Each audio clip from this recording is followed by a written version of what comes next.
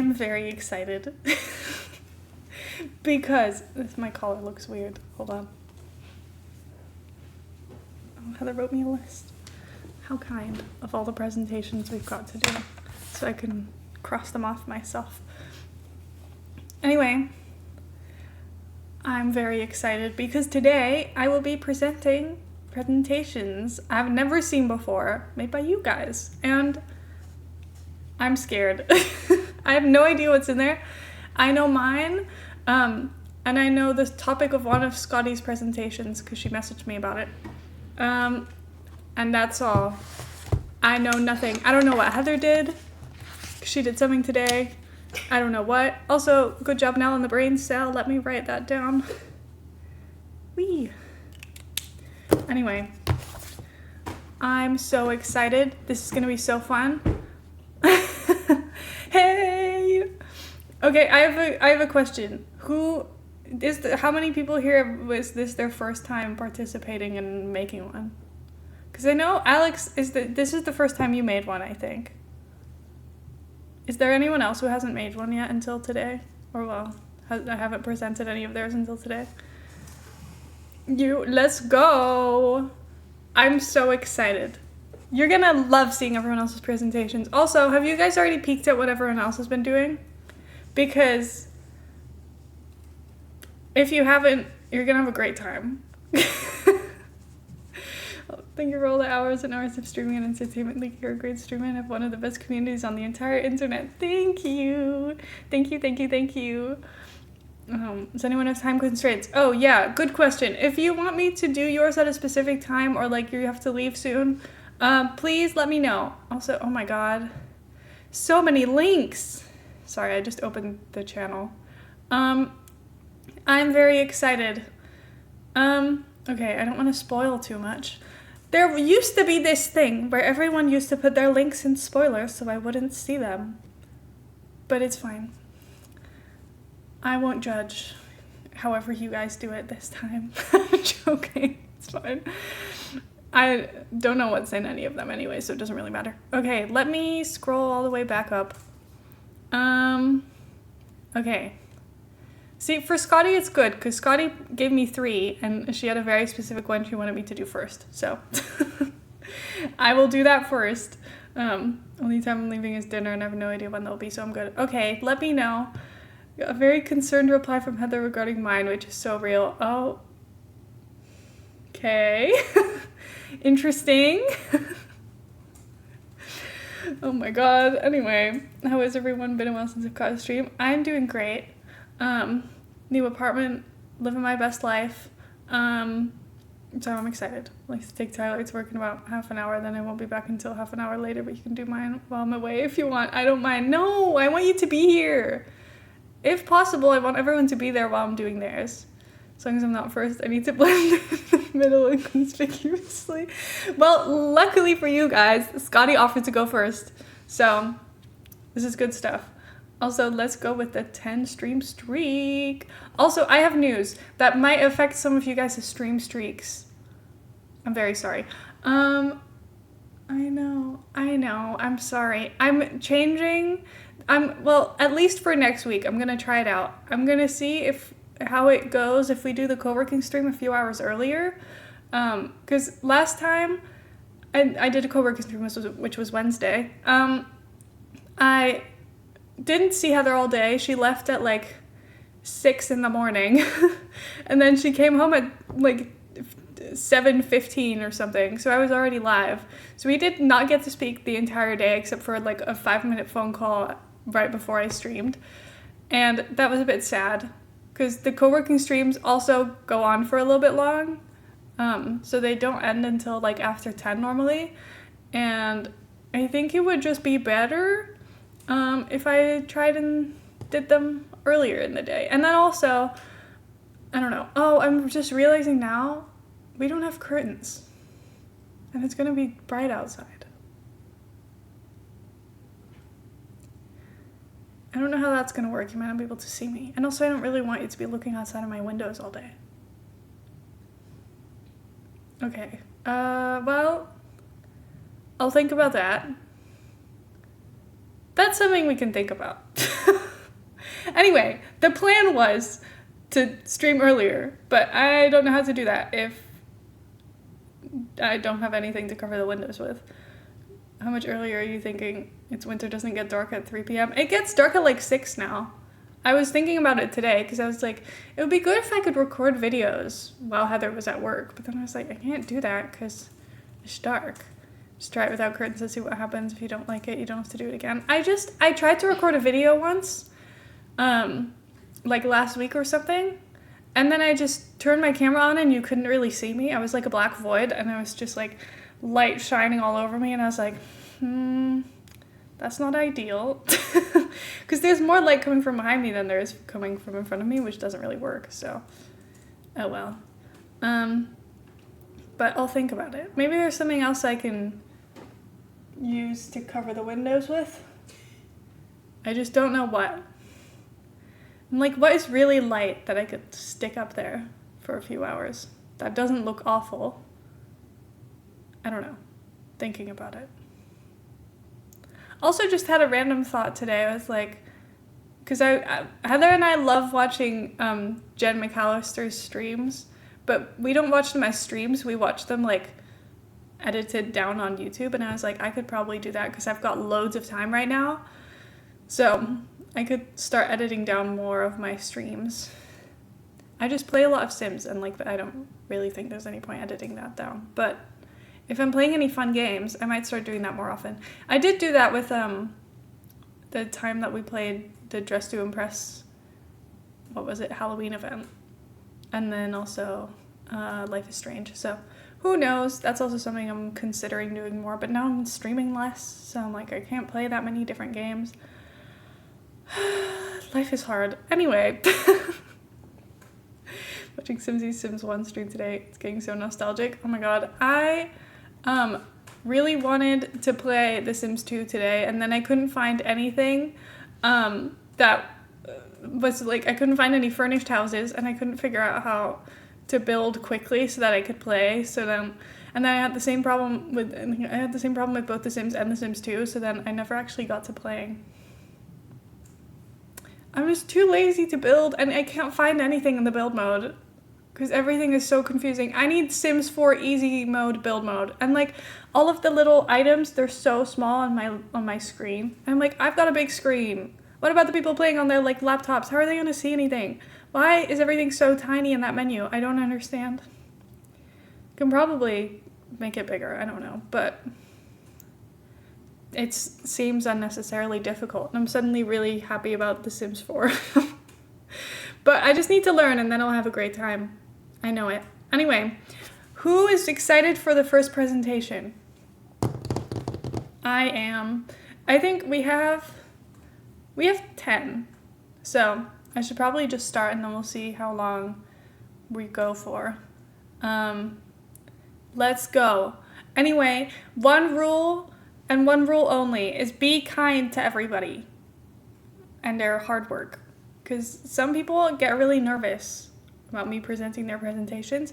So I want you guys to be very kind and gentle with everyone. Because everyone put their heart and soul into these. And a lot of these, I'm assuming, will be about people's interests and stuff. Because we usually have like a mix of people's interests and then just like chaos. Be kind, because these are people's interests and people's personalities, and you don't want to insult people. So that's my one rule. Be respectful. And also just have a great time. Also, Scotty, did you leave a spot for my face cam to go? Because that's very kind of you, because I didn't even do that for my own presentation, and now I'm worried that my presentation might not be that convenient for this. Oh well. That's so kind of you. Okay, let's see. Okay, well, I already know this is not in the right place, but that's okay. Let me just get the window capture. There we go. Yay! Can I like full screen this any more than this? Probably not, but this is fine. I will just hang out over here like I've been told. This is my home now. Hold on, maybe can I hide this? Then there we go. That looks a bit more neat. Okay. Who's ready? Let's learn about the NWSL. This was literally a request from all of us. You can full screen it from the bottom left. Can I? Oh, beautiful. Okay, there's a lot of space for me. I will not need most of it. But that's okay. I will just hang out here, weirdly far away from the edge. Because I feel like if I hang out over here, there's too much empty space over here, so I'll just kind of hang out in the middle of it. So cozy, and it's even yellow, it matches. And everything. This is great. Okay, thank you, beautiful. Might be about the face, but worried it won't be the right size. It doesn't matter. I'll move my face around if I have to. Anyway, let's learn about the NWSL together.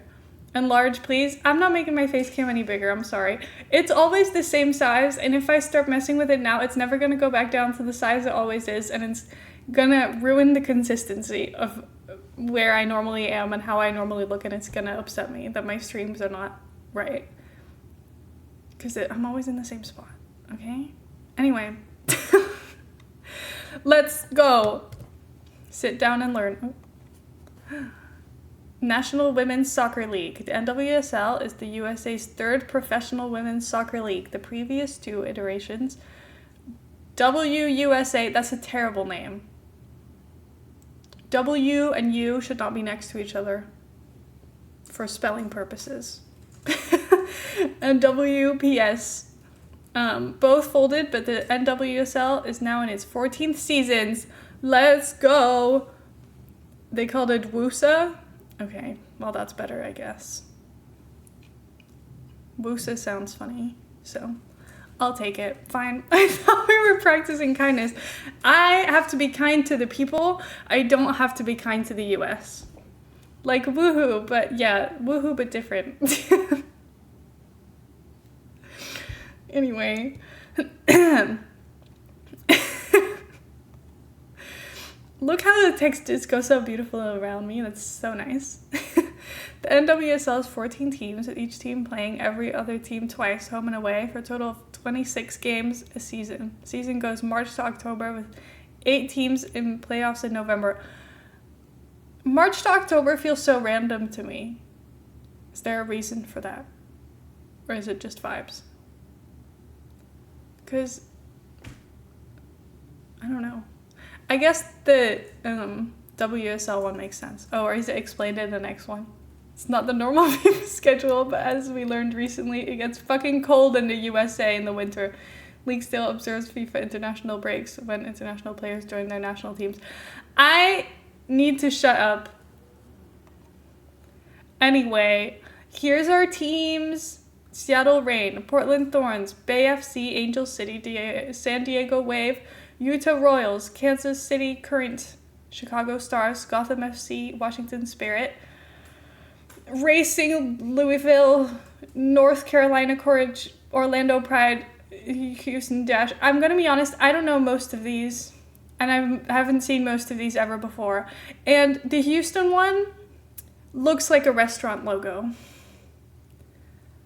No Minnesota team, but Houston gets one. Can I just tell me that the Houston logo doesn't look like a restaurant or a hotel? It's not giving football team. I'm so judgmental, I'm sorry. But it does look like a restaurant. You can't tell me otherwise. Anyway.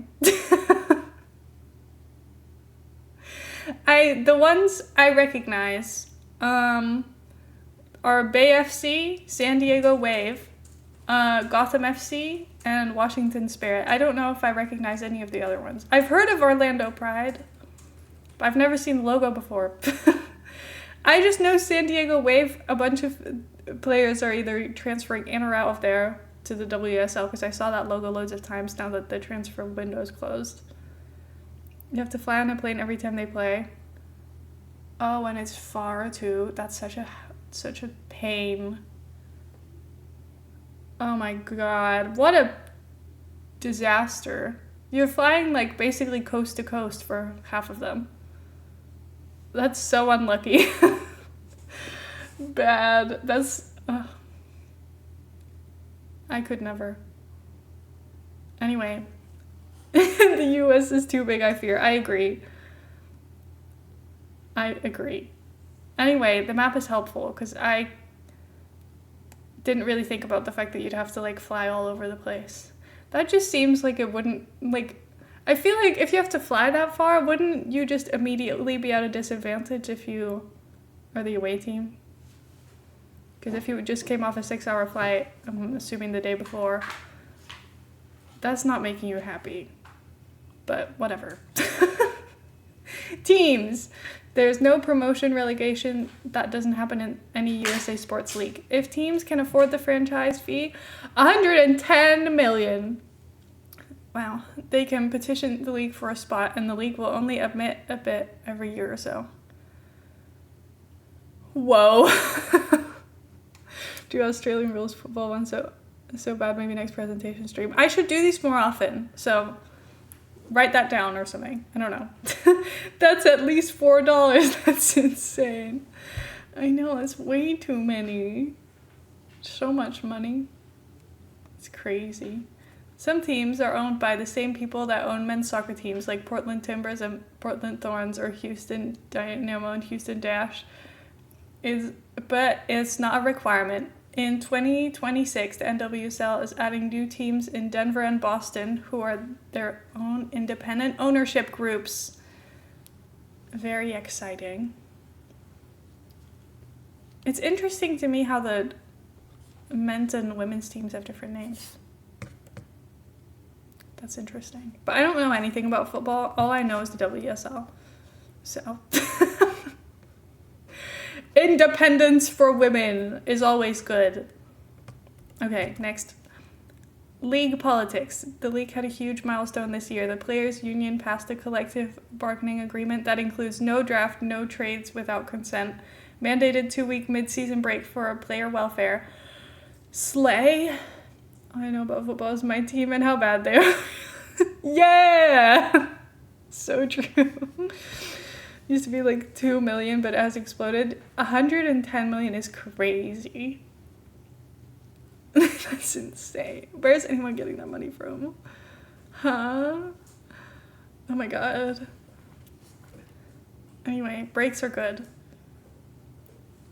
2 weeks even doesn't feel like long enough. But I guess they have to keep playing and training because that's, you don't want to break too long. No draft. In the USA, sports leagues hold yearly drafts where teams in the league take turns to pick players from the players that have graduated university and are going pro. Eliminating the draft allows players more freedom to find a club that fits them, whether they are judging based on location, playing time, or growth opportunities. Emily Fox, we know her. The only girl my AT team is trying to convince my new coworkers to watch women's football. Yeah, Heather was like, I'm coming in there as like the mega feminist. She's like, I'm a lesbian and I watch women's football and I do IT as a woman. So how about you guys? Men, what do you guys do?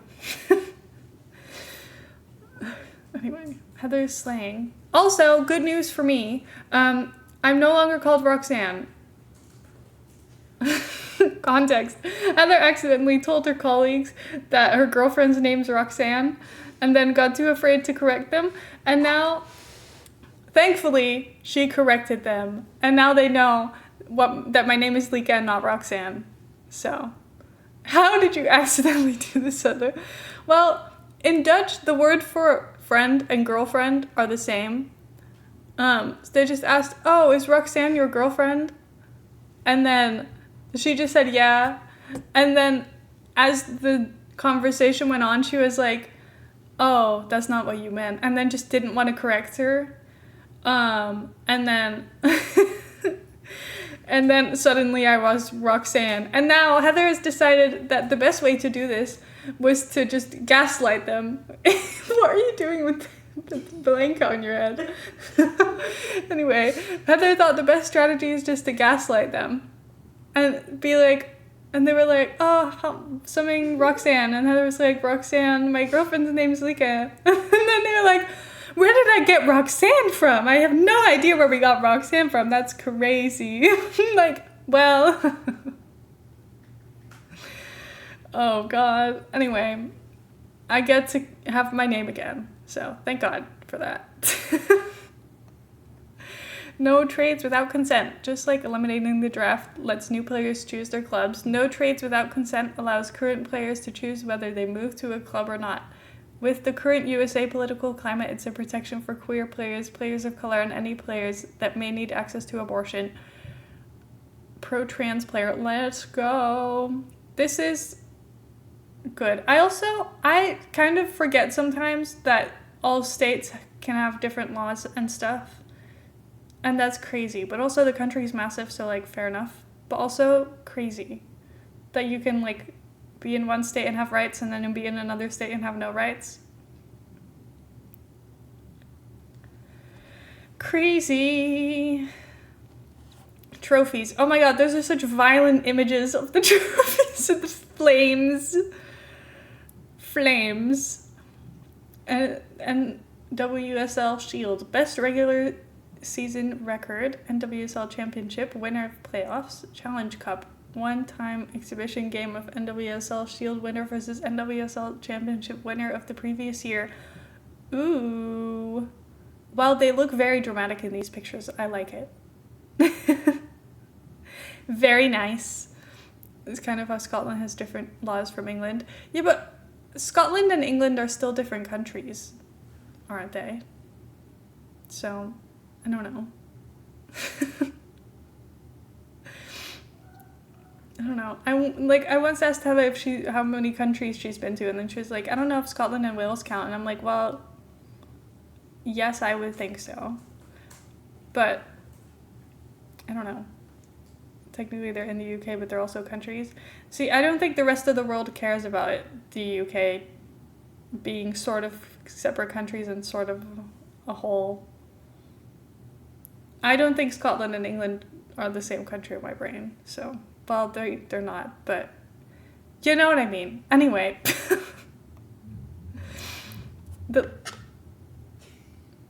Excuse me. Someone just had some really loud music. Anyway, the league that shall not be named. Oh, drama? The USLW League was introduced last year, a second top-tier professional league intended to be in smaller, more local markets. It has a shorter season, and the talent level is a step below the NWSL, but no one really knows what's going to happen with this league. Oh. Knowing that 2 other women's pro leagues have failed, it's a little scary that the USL League would take away from the NWSL and maybe cause it to fail if viewership drops. Fair enough. So crazy. Jack is ugly, there's too much going on. Fair. Didn't know England had its own flag until I was like 19. I just thought it was the Union Jack. Well, yeah, me too, kind of. I think England just, if you ask most people to draw an English flag, they would just, they wouldn't give you the right one. You would hope everyone would get it right, but I don't think so. I'm used to it because it's in the corner of my flag. Yeah, true. That's crazy, though. You guys have a lot going on the flag as well. You've got a tiny flag in the corner, and then more flag. 2024 was a very exciting year with the U.S. women's national team winning the gold medal in the Olympics and the new rules being ratified by the Players Union. Orlando became the first team to ever win both the Shield and the championship. They had a really dominant season, only losing 2 regular season games. Whoa. Slay. Didn't do a flag one this time. Oh my god. I don't know what Heather did, but she's been sat all day working on it, so I'm very intrigued. Also, if I read something wrong, just ignore it. Reading something for the first time and while you're reading it out loud is so difficult. Back to the NWSL. The NWSL prides itself on parity, meaning any team can beat any other team on any given day. Each year, the top 8 teams progress to playoffs. It often comes down to 3 or 4 teams vying for the last spot. Frequently, there's the decision day where the last games of the season are played at the exact same time. Drama! That's what we like. Drama. That's what we're here for. Women's football is all about drama. Chat, pick a number between 2 and 5. Luke said 2. I will also say 2.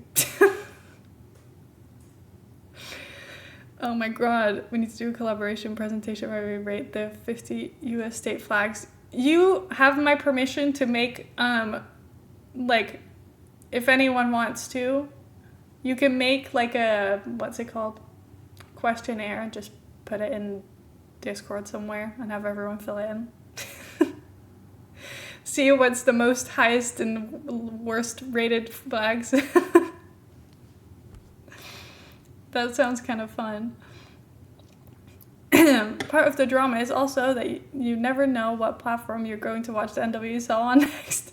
A short list of past and current streaming platforms: YouTube, Twitch, Paramount Plus, CBS Sports, Prime. Does that say ION? NWSL Plus, Lifetime TV, and ESPN. I want the players to make money off TV deals, but please, it's too expensive. Please, NWSL stream on Twitch again. What is the NWSL doing on Twitch?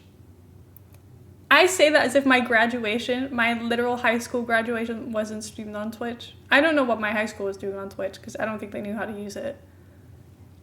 But kind of fun. Anyway, thank God that all WSL games are just on YouTube now because it makes it so much easier. Stardust State flag is my Animal Crossing flag. Oh my god. I love Animal Crossing. I should play again. Last thing to note is how gay the league is. Yes, very gay. Players dating players on their team. Players dating players on opposing teams. Players dating coaches.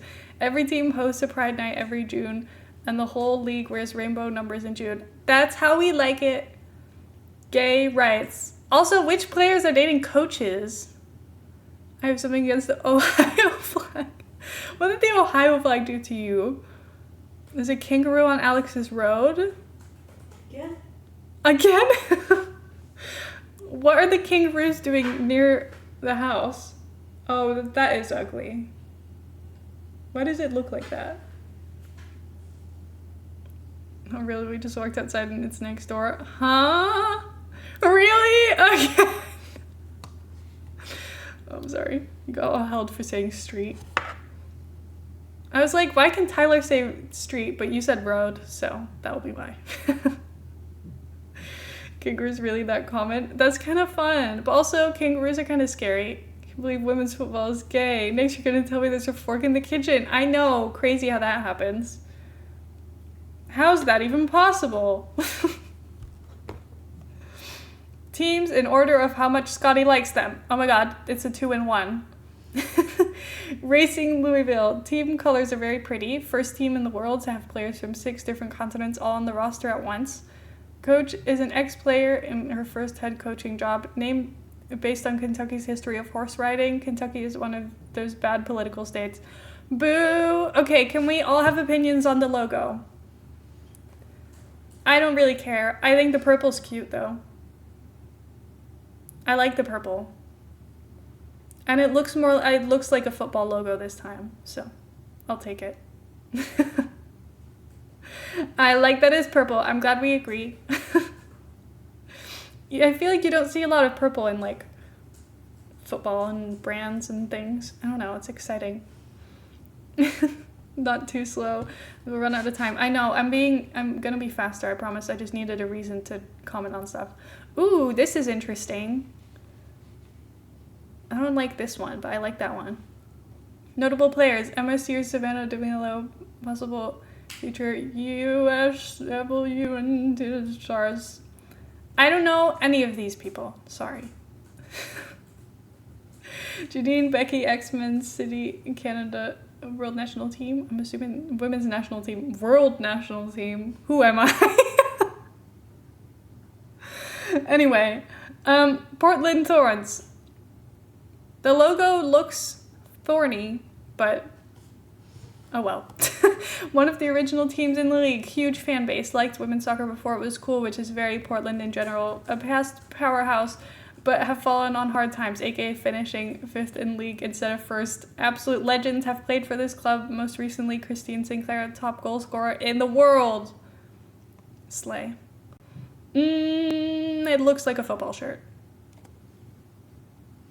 That's my feedback on the shirt.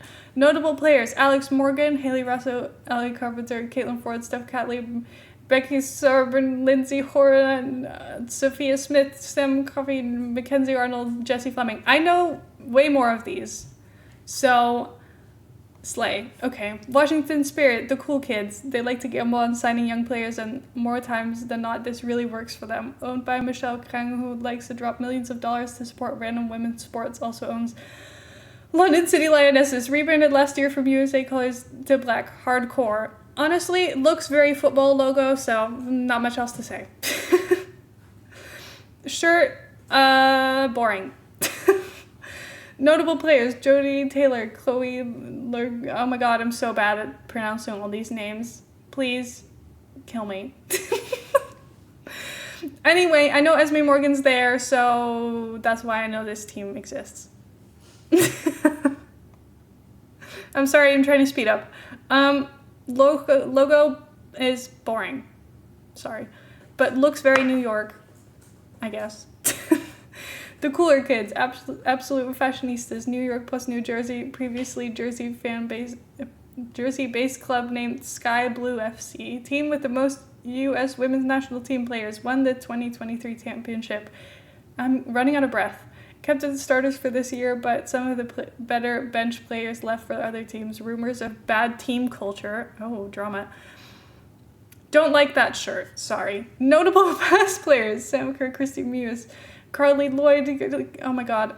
Can I stop reading out everyone's names? I'm sorry. Reading out people's names that you've never read out before in speed is really difficult. I'm sorry. Look, it doesn't die in Dutch. It does. It does a bit. Read the ones you know. Not many. I recognize that name, and Jess Carter, obviously. You'll be disappointed how little names I actually know from teams that are not England. Names is so scary. What if I say it wrong and offend people? That's what I'm saying. It's scary, especially last names, because I feel like first names are usually all right to pronounce. And last names are scary. Chicago Stars used to be Red Stars after the stars on Chicago flag, but for 2025 they changed to just Stars. Twitter jokes that it's because they don't want to be called communists. I miss the Reddit was classic. Very middle of the table team. Lovable local vibes. No one dislikes them. I think what I'm learning is that most of BRB putting names in my... No. Anyway, what I'm learning is, are most of these teams more recent because your logos look more recent? They're more like stylized than I'm used to with football teams. I feel like normally football logos are like unnecessarily detailed, and all of these are very like simplified, which feels very like recent times in style choices. I don't know. Anyway, that's just my opinion. What's going on with the shirt? I don't know about that. It's interesting. Also, I think the logo looks worse just like that. Sorry. Also, Sam Kerr again, Kristen Press, Karen Carney, Alyssa. I don't know any of these people. Feels like a lot of big players have spent a little time here, but didn't make the Red Stars their big career team. Interesting. Anyway, don't know about this. There's too much going on with the stripes. See, this is what I'm saying. All of these logos, they're so, like, I don't know, sleek. It feels wrong. First team in the world to have women's specific soccer stadium. Let's go! Owned by the Mahomes. Friends of Patrick Kelsey has just been at a game, so fans are just waiting for Taylor to show up. Let's go. 2024 strategy was to score more goals than the other team and put less effort into defense. Set record for most goals in a season. Oh my god. Goals scored by 18 different players. That's actually impressive. Kit looks like a football kit. Notable past players: Sam Mewis, Katrina Gorey, Lauren Holiday. Summer Holiday has a sister. No. and then I don't know who that is. Strength of the squad is that all of their players are really solid, consistent players, not stars and standouts. This logo looks so crazy to me. It kind of reminds me of, isn't there like a horror film called Nun or something? I feel like it had like posters of this, and then also there's just like a crown on it for the vibes. Anyway, I don't know if I like it or not, but that's what it's reminding me of. I've been going through a rough patch. I've rebranded, been sold, moved like 3 times in the last 5 years. It's a lot. Coach Laura Harvey is good egg. Players love her, which is so refreshing to hear. 2 players have been the club for the entirety of the NWSL, Lou Barnes and Jess Fishlock. Oh, this is, honestly, I would almost think it's boring, but I actually like it. I think this looks nice. And I like that it's like a little bit patterned, very slightly. This looks good. Very simple, beautiful. Notable players: Megan Rapinoe, and Tillis Joyce, Steph Catley, Jodie Taylor, Jennifer, oh my god, Jess Lynn. I was like, why is there 2 Lyns? There's not 2 Lyns. Those are the same Lynn. This presentation has gotten too long and Scotty doesn't really care about these teams, so they're only getting 1 slide each, but they're still ranked. Angel City, celebrity owners, celebrity fans. Who is that? Is that Renee Rep at an Angel City game? They might be good this season. Current players: Kristen, Katie, Alana, sisters Alyssa, Young. Okay, slay. This logo is fine. I like that it's pink. Bay FC, new kids on the block in 2024, owned by U.S. Women's National Team 1999 World Cup superstars, including Brandy something. Brought in a ton of international talent, had a decent first season. Notable past players: Jen Beatty. Notable current players: Jen Beatty's already gone. Oh, did she retire or something? Did I see that somewhere, or did I make that up? I think you did.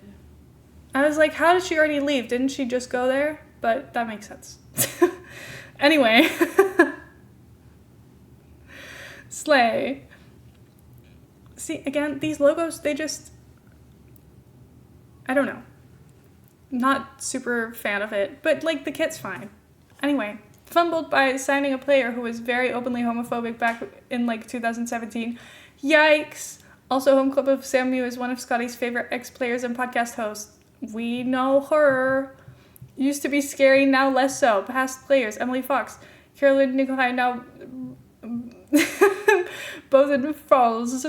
I just read that as flaws, so that's what it is. Current players: Courtney and Jaden. Ooh, this is cute. Is it like oranges? That's so fun. The logo is purple, but the shirt's orange. That's interesting. Ranked 10th out of the league in 2022. Winners of 2024 championship. Big turnaround. Florida-based sus. Team is like half Brazilian players now. Best jersey of 2024. Florida orange. Past players: Alex Morgan. Current players: Marta, Barbara. I read that as Barbie because I'm reading too fast. It's so Florida. I think it looks good. I like it. This is fun. Oh, I've seen this logo.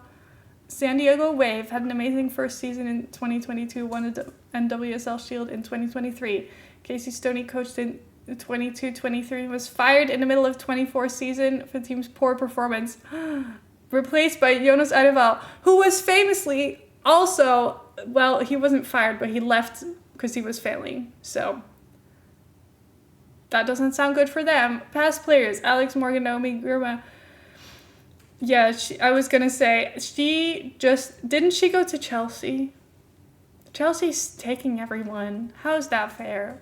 Current players: yikes. Also, Caitlin. Yo. At least I didn't say Chelsea. This is a safe space for me. Yeah, this is, boo. Anyway. Utah Royals was founded in 2018, folded in 2020, and was brought back in 2024. Crazy. Also, America First I'm assuming that's the sponsor. Don't like that. That's not, you know, that's just me. Anyway, Utah's a not very good state. Mormons and conservatives. A lot of the players are how do you say that? Utahns? Imagine it's uncomfortable to be a queer player there. The old team was better. Current players, Madison Pogard. I don't know how to say that. Not on any national team, but gay. Yeah! America First is a bank and they claim it has nothing to do with politics. Yeah, right. Yeah, that's unfortunate. Anyway, we're back to the restaurant/hotel. Houston Dash, just boring, constantly mid. Even their big signings become mid and boring. Team is being sold because they can't keep up with the rest of the league. Texas, sus.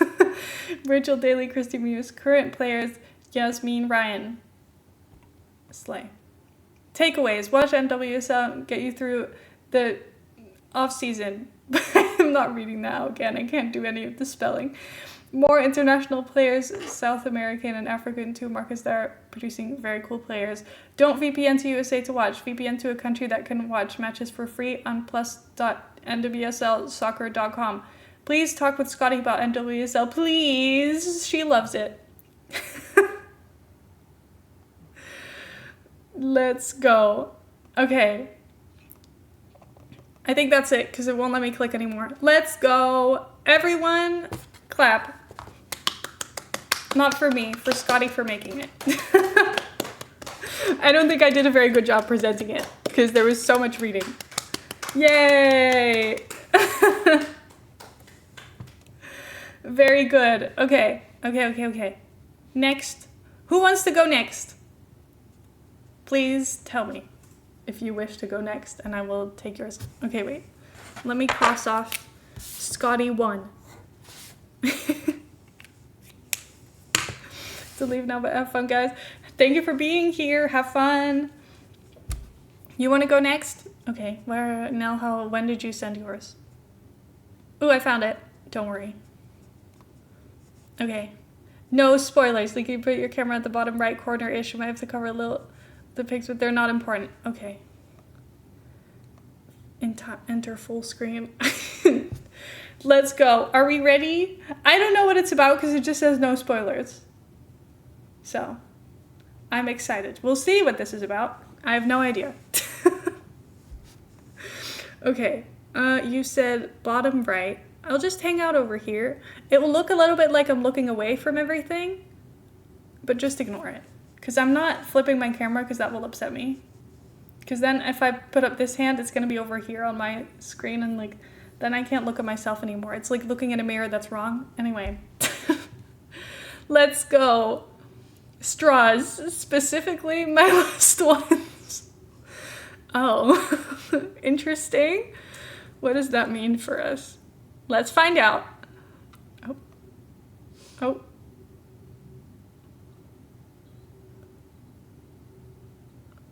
What just happened?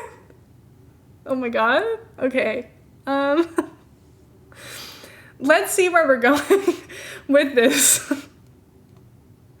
AKA a list of things that very consistently will ruin my day. Oh yeah, we love complaining. Okay, perfectly placed dye colors.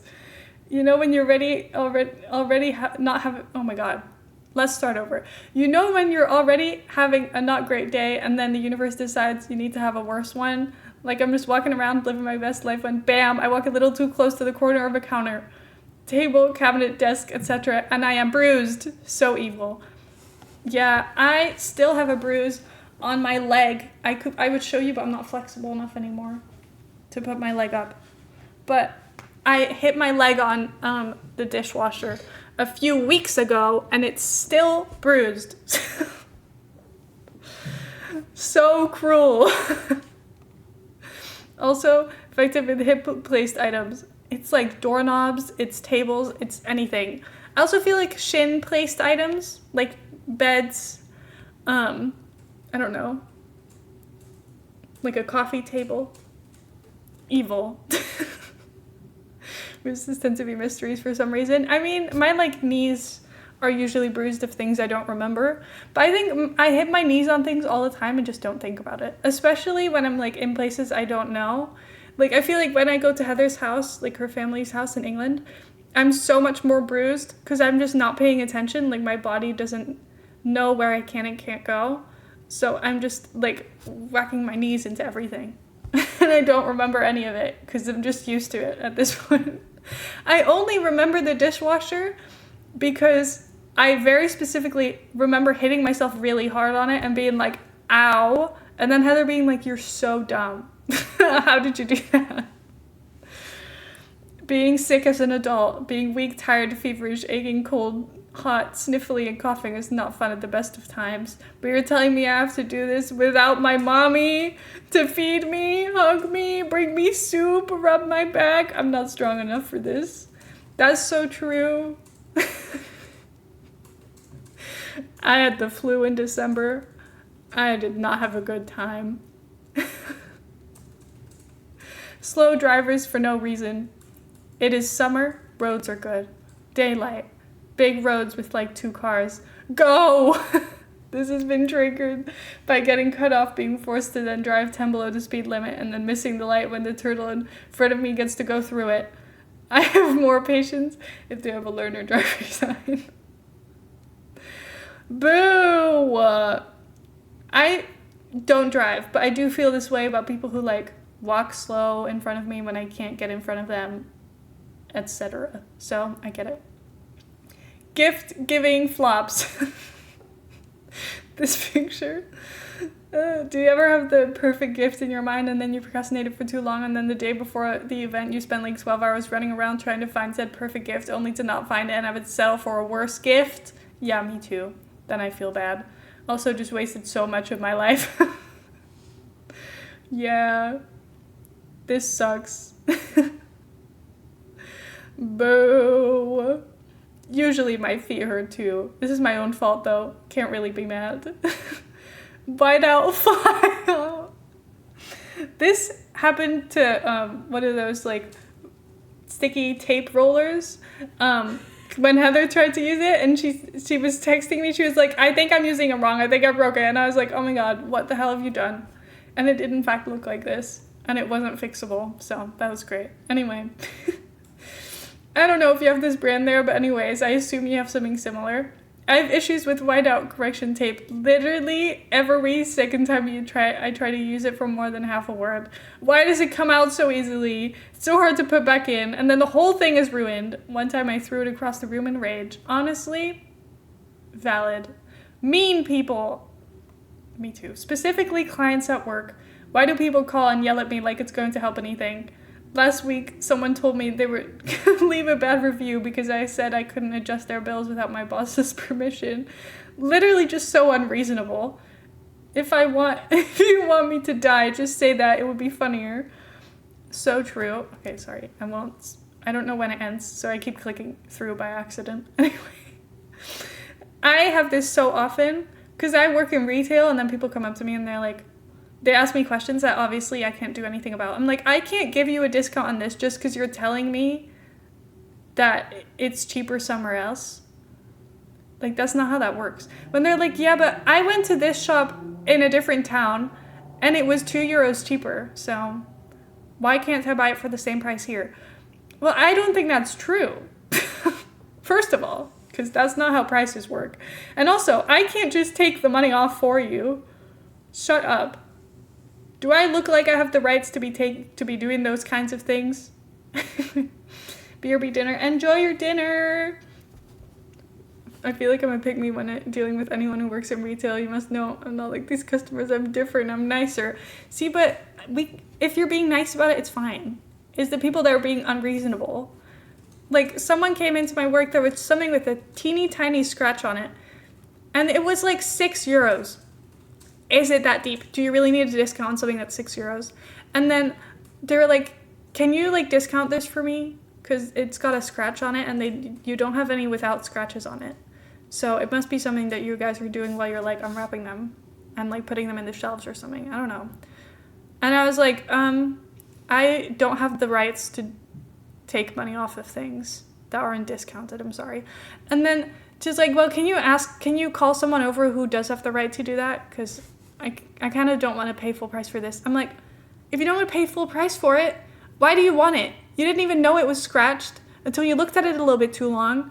Like, is it that deep? And it was not a big scratch. It was literally like 2 millimeters at most. And it was like not on an... Oh, my light just died. Okay, well, that's fine.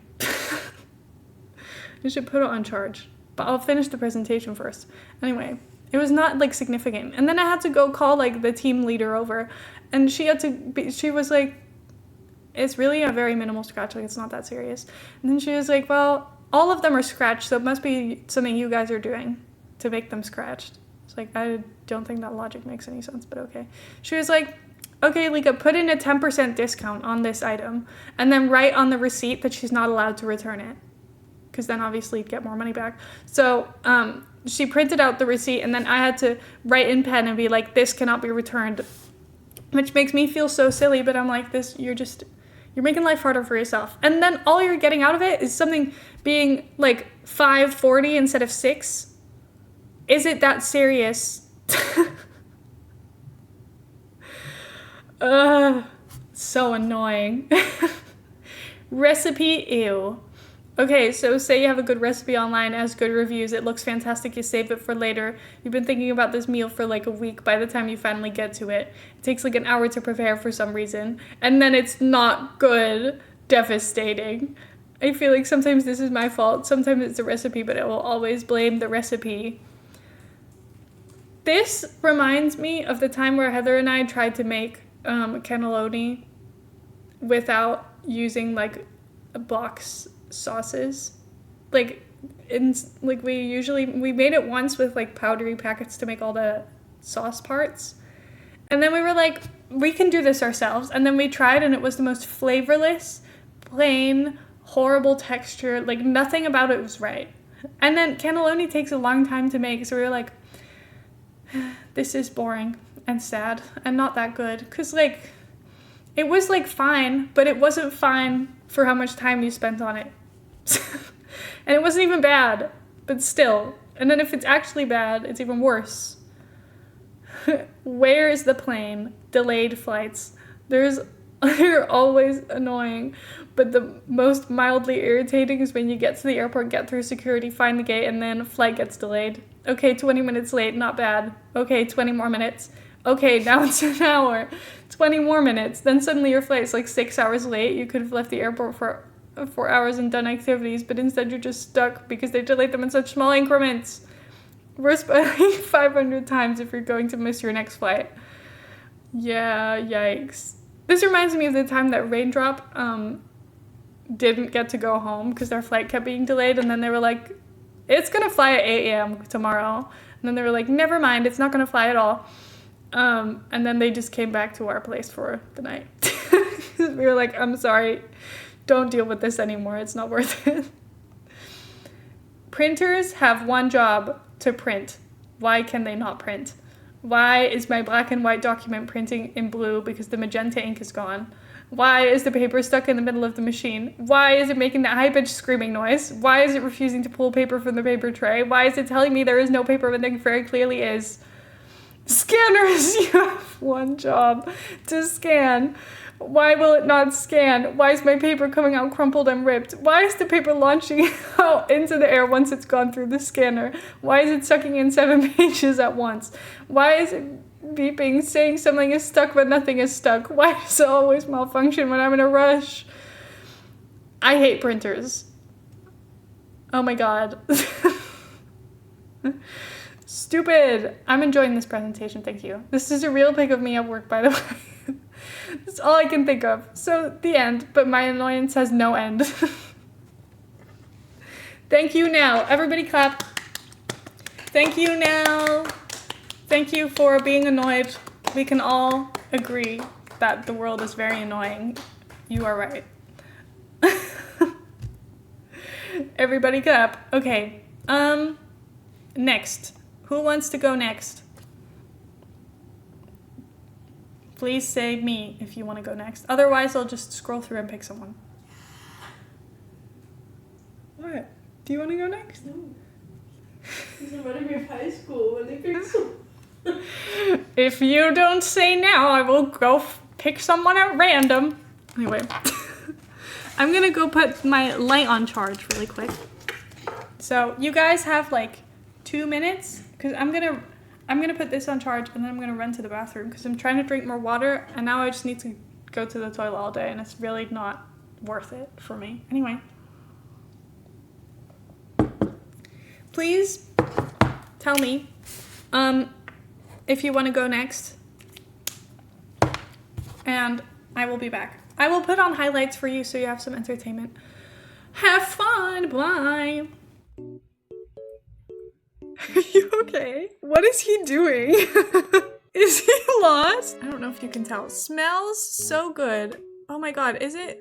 It's green screening! No! No! All of my plans! How could you do that to me? Is that me? No, you don't have brown eyes. A fuzzy goodbye. Oh my god. See, but this is what it told me when my cervix got taken away. My cat called Sir Vix got taken away. I did not have my cervix taken away. Stop kicking stuff. Sorry about that. I'm next level powerful. This, oh no! Death! I died? That is the most horrible way to end this. No. Oh my god, I forgot I spawned this thing. What are you doing here? Welcome in, I guess. Do I own it? Baby sheep now? It's still wet from your tears. This is what I mean with Poodle Squish, you are so unbothered. Someone just died this way, and instead of thinking, you know what, maybe this is not safe, you went, this is gonna be a great time. Look at my hands. This is the hands of a St. Jude fun streamer.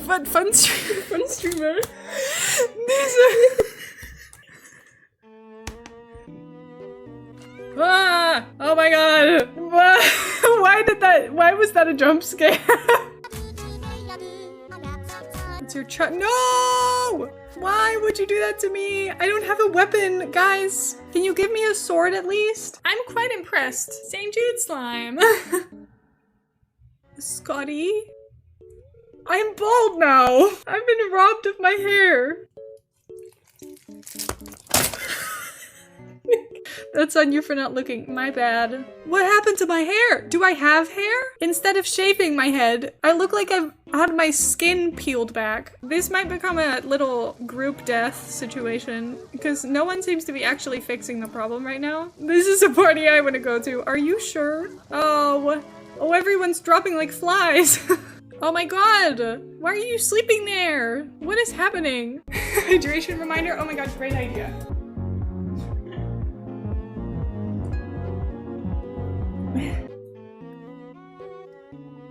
I made a mistake. I'm sitting in flames. Why am I so unbothered? This is so fun. Thank you so much for all of your donations. I really, really appreciate it. It's raining babies. This is last year's confetti. This is in the confetti. $153 raised already. $530? 1,000? Hello? Oh, this is the wrong scene. Oh, okay. We made it. Sorry. Anyway, we're back.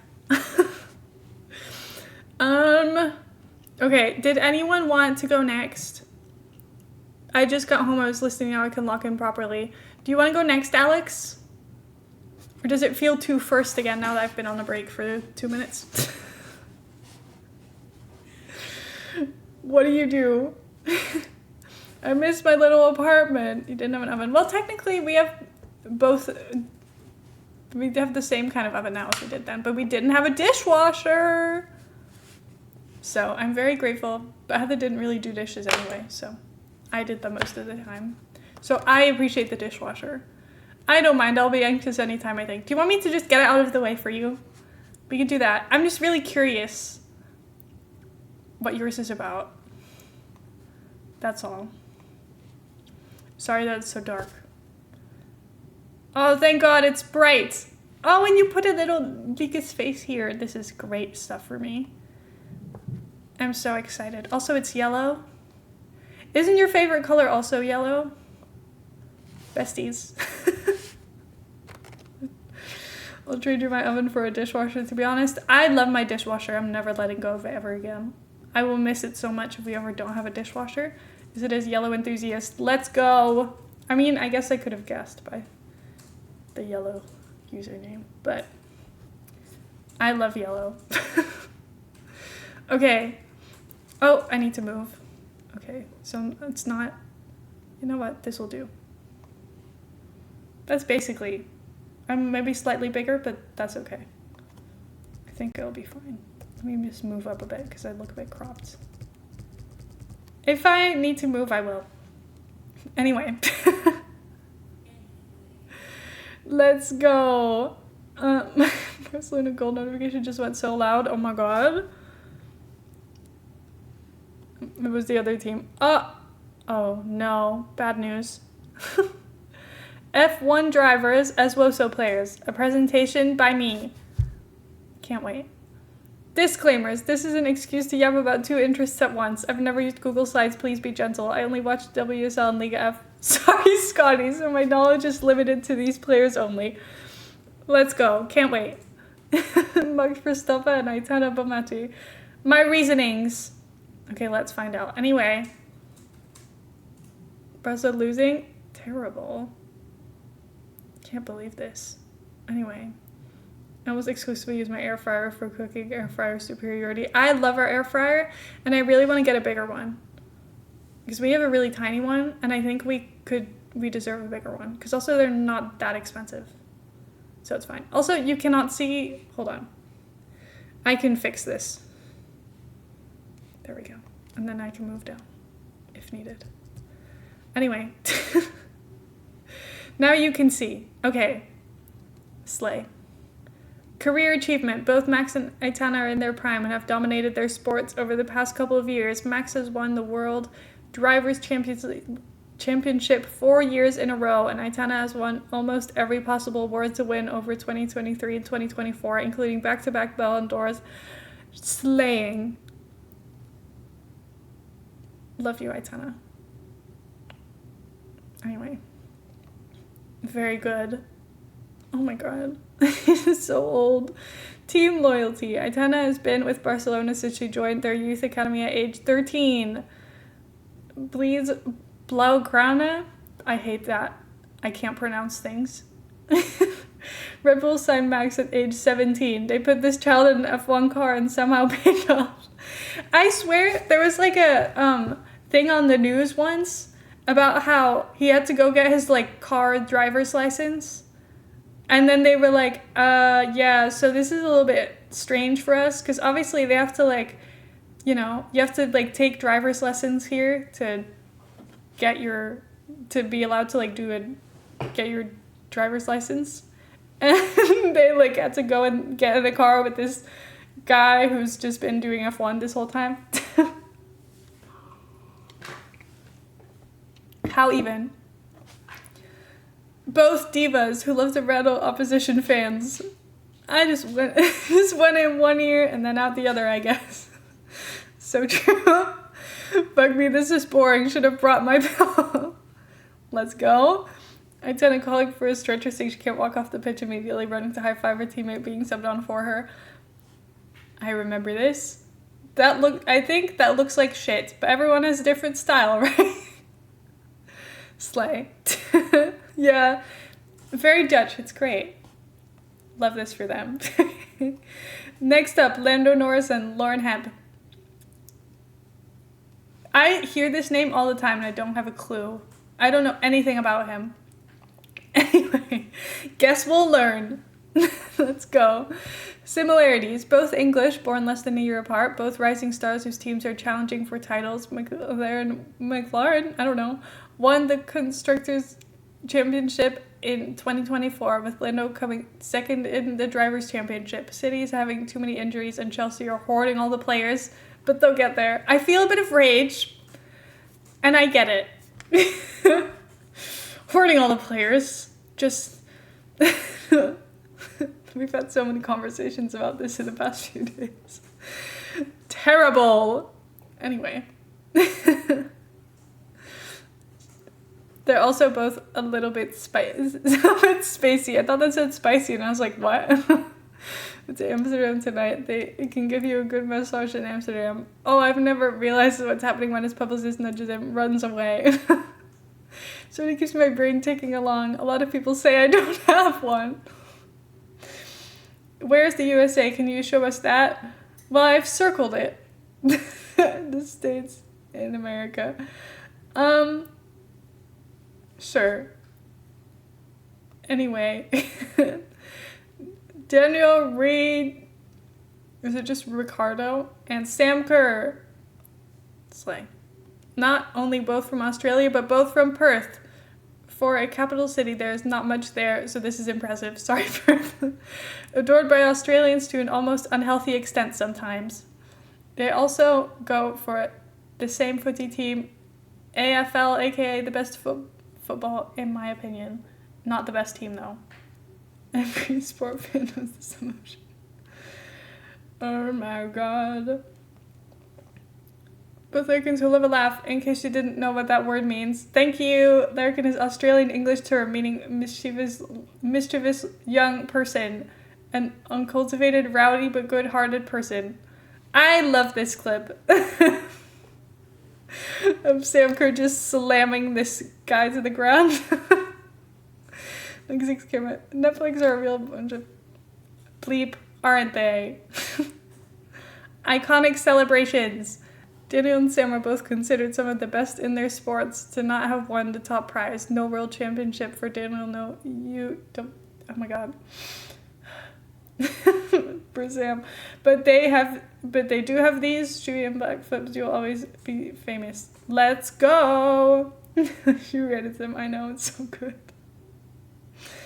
Sorry, Chelsea pictured. Yeah, we need a warning. I can't believe this. Daniel is now retired from F1 after a bumpy last few years of his career. We are not manifesting the same for Sam. Wouldn't be against a change of clubs, though. Definitely. Lewis Hamilton and Marta, aka the ones probably the most people will know. Lewis is widely regarded as one of, if not the best drivers to ever compete in Formula One. He has the most recorded wins, pole positions, and podiums in the sport in 75-year history.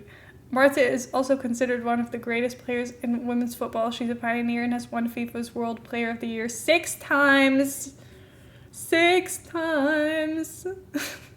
Also, the little goat is really cute. Is that like the Google version of the goat emoji? I like him. I think he looks friendly. They both love Brazil, I guess. Marta is from Brazil and played in their national team from 2002 to 2024. That's my life.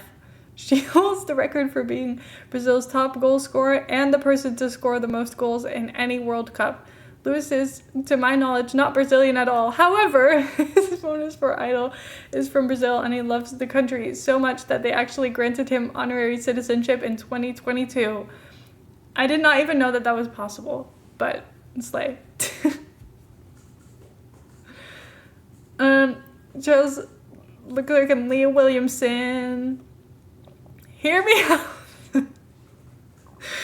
What is this? Hey, I love the Netherlands so much. Let me in. These two are both massively popular, thirsted over. To be fair, look at their face cards. Athletes or models challenge. Both bleed red. That's the first thing I was going to say, is that they both were in red in the first picture of them next to each other. What Leah is to Arsenal, Charles is to Ferrari. Leah Steiger through and through. Charles was born and raised in Monaco, but you'd think he was Italian the way Ferrari is ingrained in him. Leah was in the Arsenal Academy from age 9 and Charles the Ferrari Academy as a teen. This is so cute. Oh my god. Oh no. Also, both have some incredible facial expressions for reaction pics. Charles is normally clinically depressed as a result of Ferrari's incompetence. Oh my god. I feel like I've seen this picture and I don't even know this guy's name. So, that's good. That's how you know you're doing well. Okay, I think that's all, folks. I've procrastinated this to the last minute in true Alex fashion, and I'm all out of ideas. I will not subject you to any more. Thank you for participating. Thank you! Let's all clap again. Yay! Thank you for your presentation. Can I go? Do you want to go? You can send me yours. I love the white people. I know you, but not well enough. Smile. Oh my god. Okay, Heather. Give me yours. I'm just so curious. Also, I apologize. I will wait here, because otherwise you can't see me. Because Discord is dark. Is there... Okay, hold on. While we wait, I want to make a poll.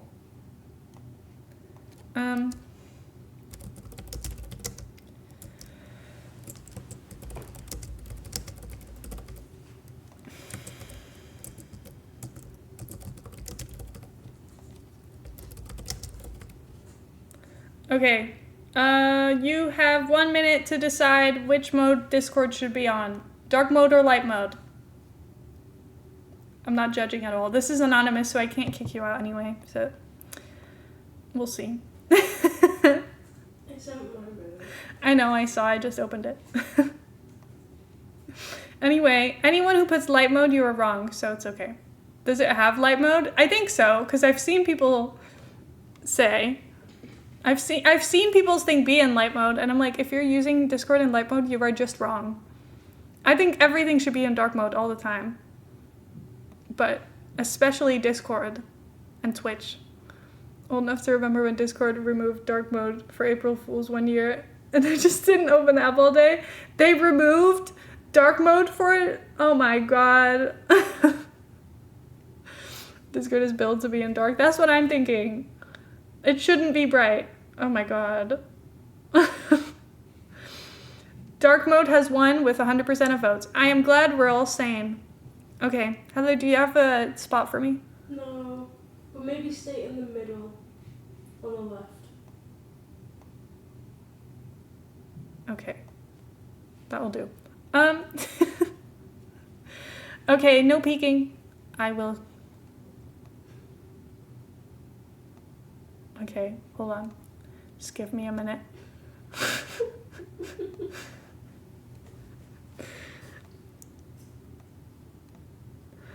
Who said it? Twitch chat or ChatGPT? By Heather, Twitch chat and ChatGPT. Oh, this is when Heather was like... Heather told me something ChatGPT said today, and I was like, how did you even do that? I get it now. Anyway. Who said it? Twitch chat or ChatGPT? I feel like I need like a game show soundtrack in the background. Anyway, let me just move myself up a little bit, just in case. This looks better. Okay, let's go. Context. I fed ChatGPT some of my favorite messages that have been sent in Catsical's Twitch chat and asked him to generate his own. The results were deeply disturbing. Now I want to see how well you know your own chat. So guess. Was it said by Twitch chat or ChatGPT? Please discuss each message and keep a score. I have to keep a score? Yeah. Okay, hold on. You don't have to. Just No, I will. I know how smart you are. I will keep a score. Do you know your own chat? Disclaimer, I may have taken chat messages out of context. Please don't sue me in order to make it not too easy. Punctuation has been removed. Capital letters have been removed. Any typos have been removed from both. The theme is slaying. You're right. Good luck. Okay. Twitch chat or ChatGPT? I crave mold. I'm gonna say Twitch chat. Because I feel like we've had multiple discussions about accidentally eating mold. So it almost feels like, I don't know which one of you it would be, but this feels like it would make sense. Yes, I also think this is Twitch chat. Glad we agree. Answer is ChatGPT. Dang it! ChatGPT, why would you say that? I'm upset. I'm grateful for potatoes. Now I'm starting to doubt myself. Everyone thought I was right. I'm grateful for potatoes.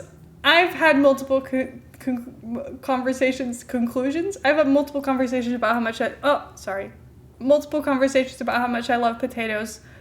So I want to say again, Twitch chat. That seems like something I said. I would believe it. This is from ChatGPT, but I'm doubting myself now. Yeah, that's what I'm thinking. That's a Tyler message. We're all accusing each other. Answer. Oh my god, it is Tyler! You get bonus points. Keep your own score. Oh my god. Also, raindrop. It was a double message. That's so fun. Anyway. Okay, we got one. That makes me feel a little bit better. I'm just a silly little economic burden. Now, what is this? What, the problem is, Heather fed my Twitch chat into ChatGPT. So ChatGPT is speaking like my Twitch chat, but also this feels like something Heather would say. So, I don't know.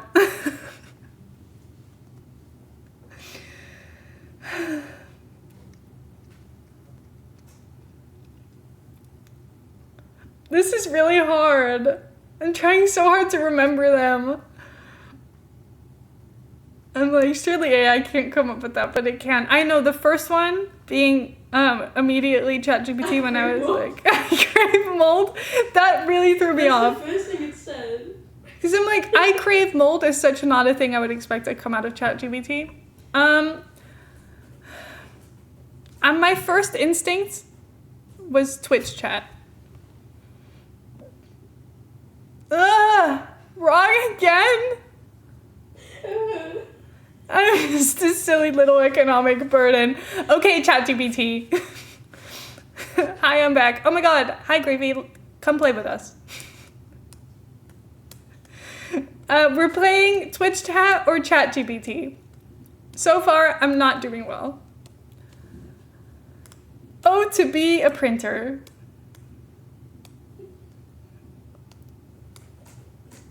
I'm sorry. This is the psychological warfare I signed up for. Well, it's not now. See, but I'm like, haven't we had conversations about how much we don't like printers? Why would we say, oh, to be a printer? But now I know if I say it's ChatGPT, it's gonna not be ChatGPT. I can't trust myself.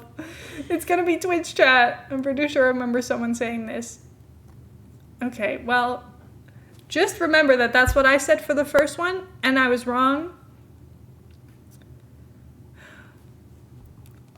I'll believe you. It was Scotty! Okay, great news. 2 points. Okay, we can do it. It's fine. Not now, baby girl. Daddy is crafting his villain arc. Okay, I know. Okay, can I say something? I think that this is ChatGPT. Why? Because I know that there's a message somewhere, I think by Tyler or something, that was like, not now, baby girl. Daddy is doing something. And it was something else. So I think this is ChatGPT for that reason. Because I know that that is somewhere, and I'm going to find the other one for you. Am I right? Thank God. ChatGPT, what is wrong with you? Okay, I was right. Did I get my reasoning right for it as well? I shouldn't look in the chat, though, because I might see spoilers for future ones. Anyway. I'm such a genius. Shit talking printers, but everyone still has one? Oh, maybe. Okay. Twitch chat or ChatGPT? Mom, come pick me up. Heather's laying eggs again. That's Twitch chat.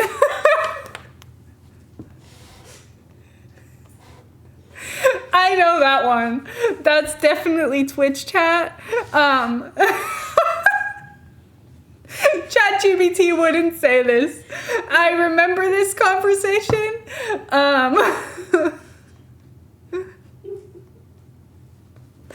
Okay, thank you for the easy question. I wish you could get paid for being a woman. Actually, good question. First of all, I agree. Second of all, I feel like this very well could be a conversation we had. I think the problem is, clearly, the AI is basing this on conversations we've had. So every time I read any of them, I'm like, you know what?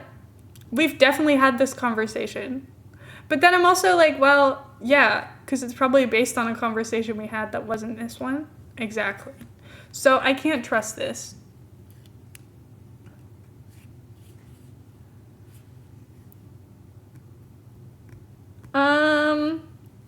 I almost want to say Twitch chat.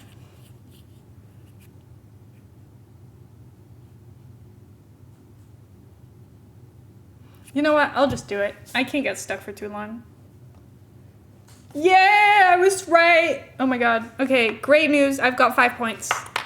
I think this is ChatGPT. I win, you lose.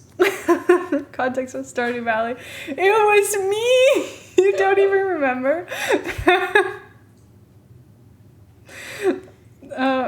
It was Stardew that you get money in the mail. Ah, I see. That makes sense. Giggling, but in a deeply disturbed way.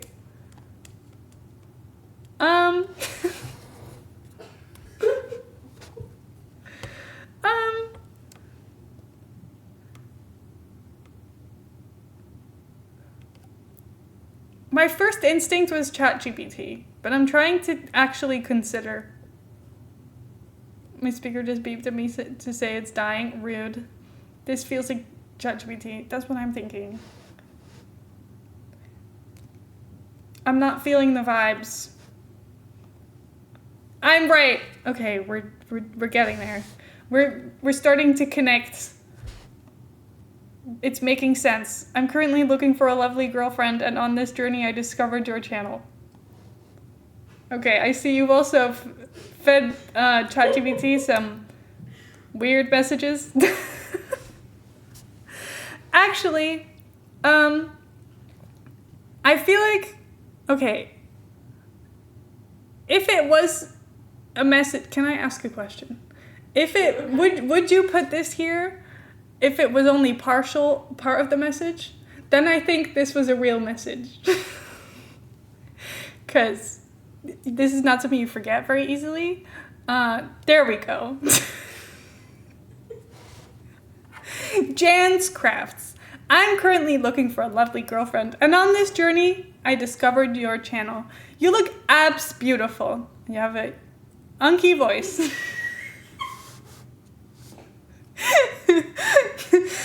You seem to be a nice person. I therefore wanted to ask if you are maybe interested. Anyway, like I said, this is not something you would forget. What about me not cute? Look, this... I can't do this. Okay.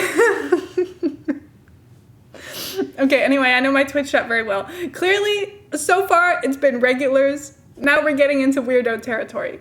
Good news. I can warm your bathwater with my hand. Huh? I don't remember this one.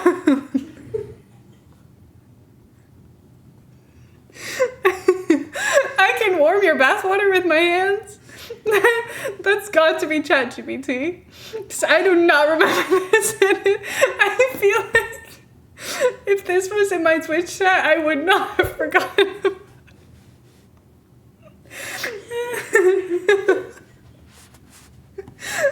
ChatGPT, why? Oh my god.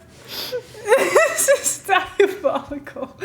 Oh my god. This is, you know what it's reminding me of? Wasn't there some girl once who like sold her bathwater online? Anyway, that's what this reminds me of. Can we bear in mind that he generated this from our messages? Yeah, deeply concerning. Egg.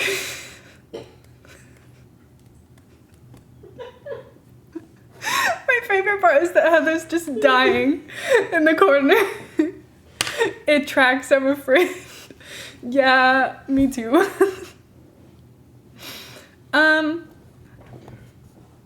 Egg. See, what I'm thinking is, that's gotta be chat. But also, why would Heather have a screenshot of someone saying egg in my chat? Why would they not?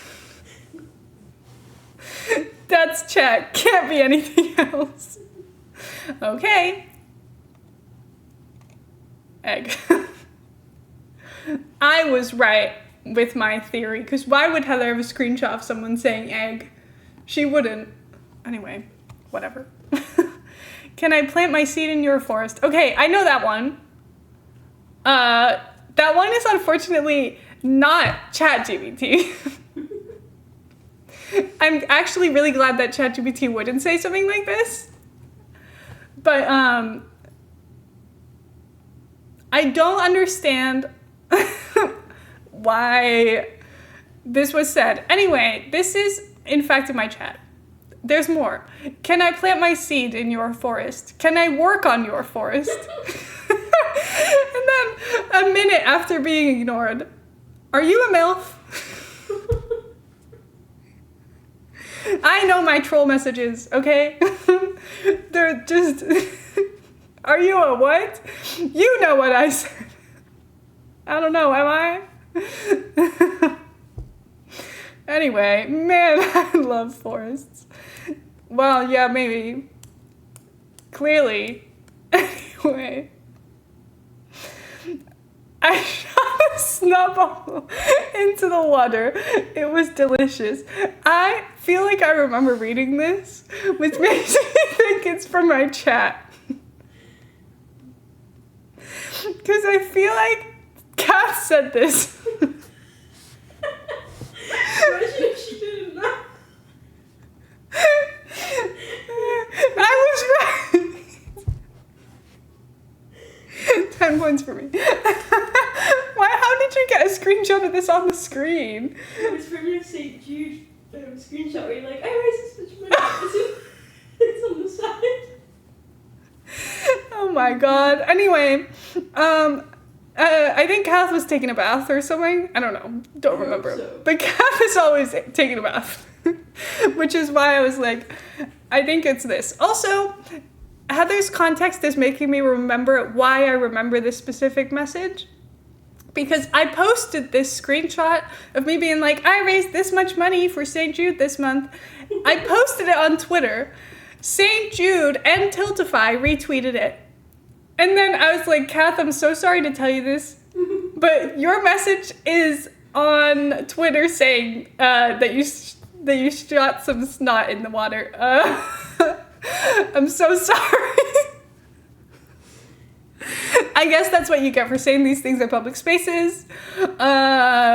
Anyway, sorry about that one. Heather, blink twice if you're being held hostage by chat. I don't know.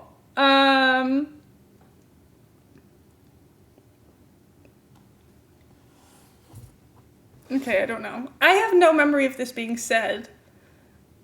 Do you remember every message? No, but I feel like usually when they make me laugh and I read them again, I'm like, that sounds familiar. And this doesn't sound familiar to me, which makes me think it's ChatGPT. I was right. Thank God. We're all right. All of us were like, immediately, that's not us. We would have said it differently. Oh my god. Anyway, it's good that you took out punctuation and stuff because the commas and the full stops would have ruined this immediately for ChatGPT. I want yeast.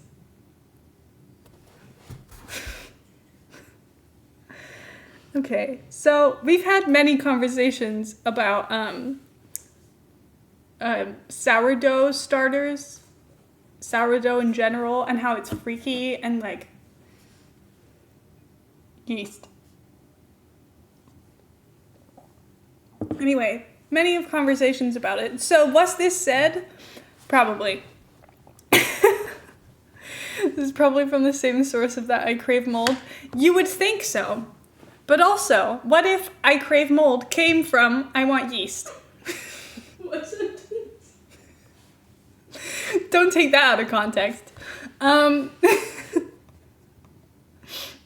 was right. Good job, Hemi, for the chaos you bring. I want yeast. Great. I have fluff under my toenail like proper under and I want it out.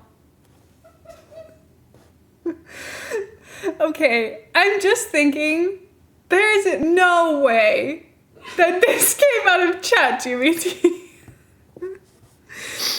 And I feel like the reason for that is the fact that it says, like, proper under. Because that's just so crazy. I'm like, this has to be chat, right? If you guess chat, you have to guess who it was.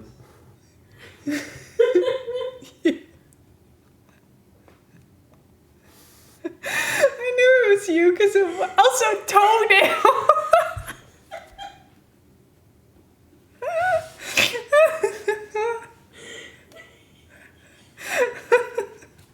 My toenail.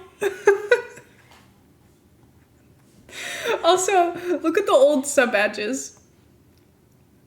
You can't see it. Yeah, that's why I'm hiding my face. God, I'm aware. Anyway.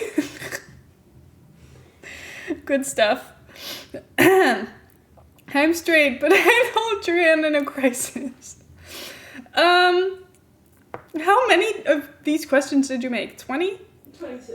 26? Oh my god. I'm gonna have to be a bit faster. I've been here for an hour and a half and I've only done 3. After this, 4. Oh my god. Okay.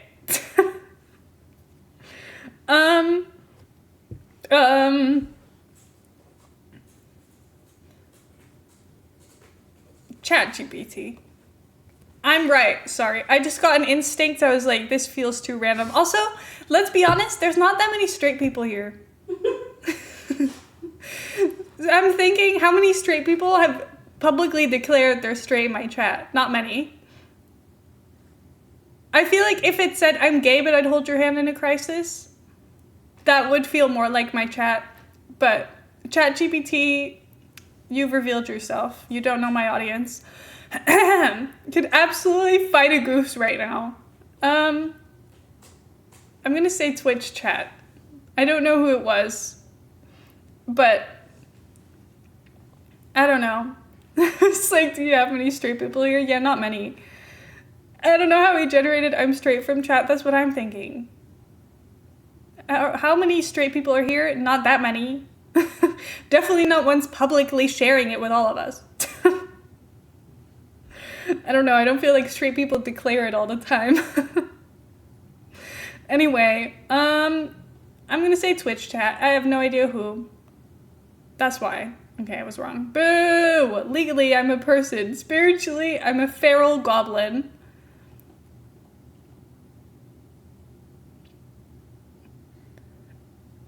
In this Twitch chat, you must come out as straight. True. I'm gonna assume everyone is a little bit gay until confirmed otherwise.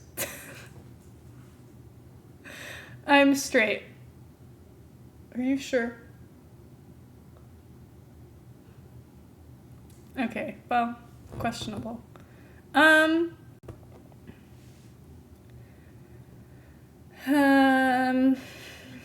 Twitch chat. No, I'm losing it. Slowly. I have a single hair growing out of my elbow and I'm keeping it.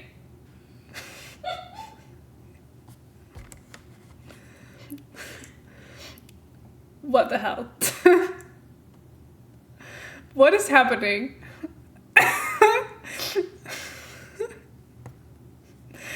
I just, when they make me laugh, I want to say Twitch chat so badly because I'm like, this can't be anything other than Twitch chat. You guys make me laugh. But also, now I'm starting to doubt myself. Can hairs grow from elbows? That was my first reaction, to be honest. But I guess you only have a single hair. Then that might be why you're keeping it.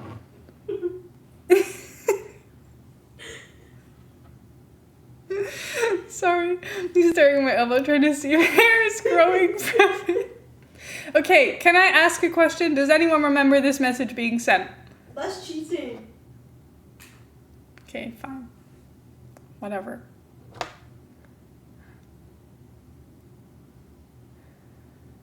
I don't remember it. I'll say ChatGPT. Oh, thank God. 15 points. Whoever's an elbow hair, reveal yourself. Twitch chat or ChatGPT. I also don't like the gender queer. Okay, I'm hoping that Twitch chat didn't write this. Because I know that there would have been context if it was in my chat. Because I have context in my head. Is I feel like this was said about my genderless aliens that I had. Because I said, these are my genderless alien twins. And then I was like, that makes it sound like I'm insulting them, but they're literally aliens. And then I was like, I promise I'm not offending the non-binaries of the world. I promise. Could be said about the badly colored genderqueer flag. Oh, that's also true. Because we have also had conversations about flags.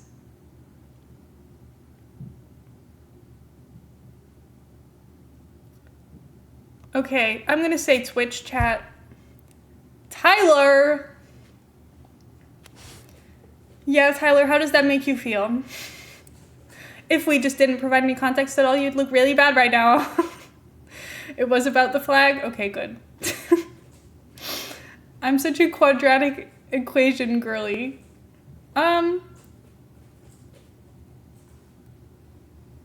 Okay. I'm gonna say this is ChatGPT because I think there was another maths thing that Heather said that sounds weird. I don't remember what it was.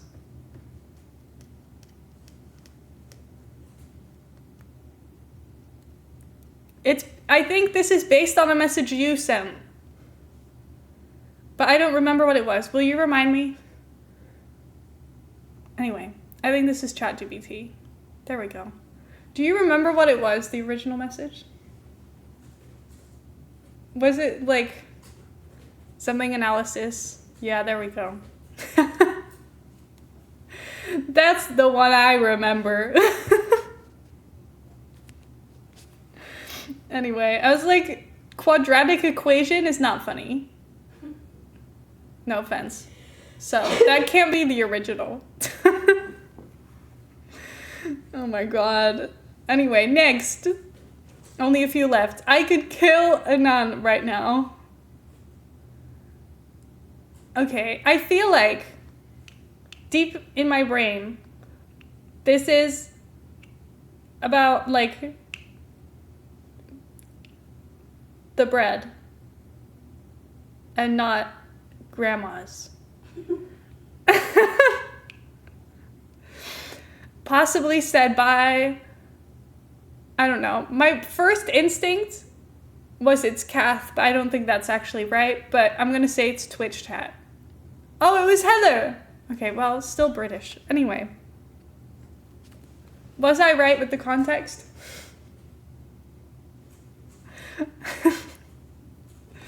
Heather said she removed typos.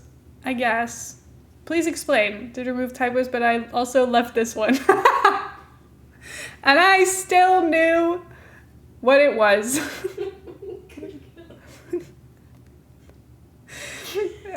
Oh my god. Raw dogged a thought, and it was terrible. This, it's like, how did that get through mods? Because it was from a mod. Yeah, that'll be why. Keep your nuts inside. I don't know who this is, but me. Sounds like something I would say. Literally everyone going, I think this could be me. Who said this? I don't remember, but I think this could be me. I'm also agreeing that I think this is Twitch chat. No! Betrayal! This is terrible. What was the original message? Oh, I hate my life. I don't know his thought process. Okay, well, this one is Twitch chat, isn't it?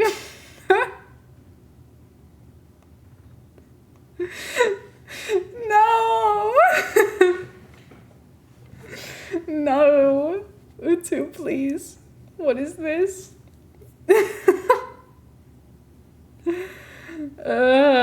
Anyway. Like I said, don't think that was ChatGPT. That's you guys. Thanks for that one. Love it. It's good stuff. Ass.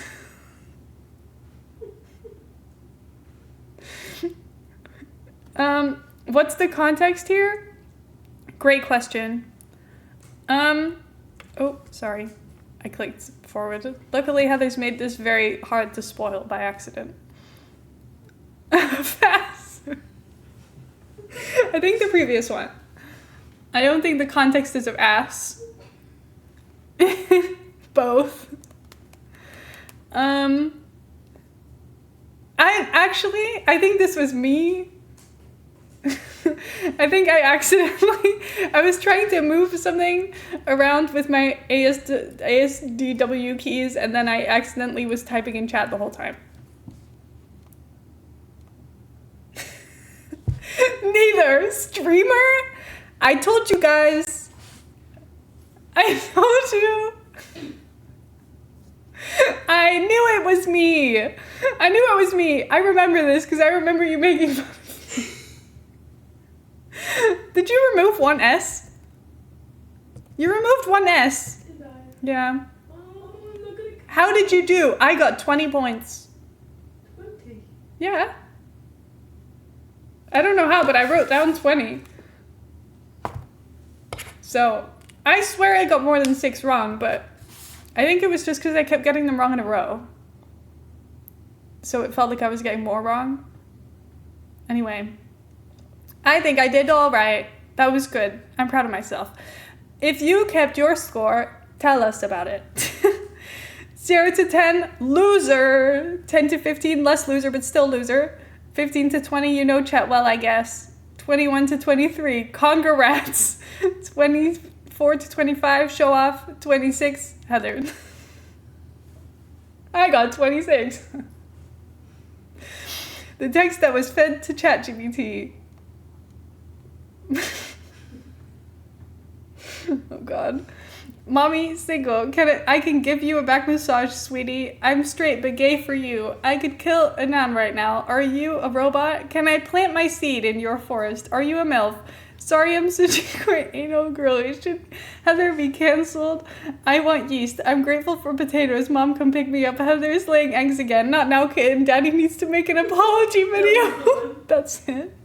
Actually, just stop breathing. I wish I could get paid for being a woman IRL. Ass. I have fluff under my toilet, like proper under, and I want it out. I love this number. I'm allergic. Let's giggle. Giggling so hard right now. Giggling my hardest. I have a painful pimple on my cheek. That's what ChatGPT thinks of us. Father? If father does not sound like something you guys would say. Legally, I'm single. Mentally, I'm your problem. That's too millennial. I can cook, I can clean, I can ruin your life. Again, too millennial. I'm straight, but I'd hold your hand in a crisis. No, I could absolutely find a goose right now. That fits right in. Are you AI generated because you seem too good to be real? No. Can I water your crops metaphorically speaking? No. Heather, be honest, are you someone's stepmom? What does that mean? Oopsie, I'm in debt again. That one fits. Quadratic equation girly is boring. Sorry. Should Heather be worshipped? Discuss. Yes. I crave mold. I'm eternally thankful for bread-based products. What the fuck? Mom, pick me up, Heather, speaking in tongues. Not now, princess. Daddy's in his flop era. I was like, why does it say flip-flop era? No, it doesn't. I made that up. Fatherless behavior detected. Legally, I'm a person. Spiritually, I'm a feral goblin. Can I interest you in some emotional damage? I could wrestle a bear and lose, but at least I tried. Where does that come from? Why would we say that? Are you gluten-free? Because you seem intolerant. Can I plant my tulips on your property? Heather, blink twice if you're a government experiment. Oops, my mental stability just fell into the void. I'm just a silly little economic burden. Why do I hear boss music? Should Heather be feared? Discuss. I'm experiencing a deep yearning for cheese. Mom, come pick me up. Heather is ascending. Not now, baby girl. Daddy is crafting his villain arc. I just entered a state of pure confusion. I wish I could claim emotional distress on my taxes. Oh my god. Here's what ChatGPT thinks of us. Heather, you have unleashed something in me, and I fear I may never recover. Here's even more chaotic energy for your Twitch chat game. Unleashed something in me? Anyway, this is what Heather said. ChatGPT said, and I was like, what the fuck are you doing to it? Anyway, are you emotionally available? Just kidding, unless legally required to be here, but spiritually, I'm in bed. Can I invest in your downfall? I spied a cloud right now.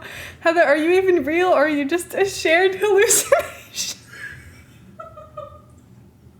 Why does he know me? Oh my god.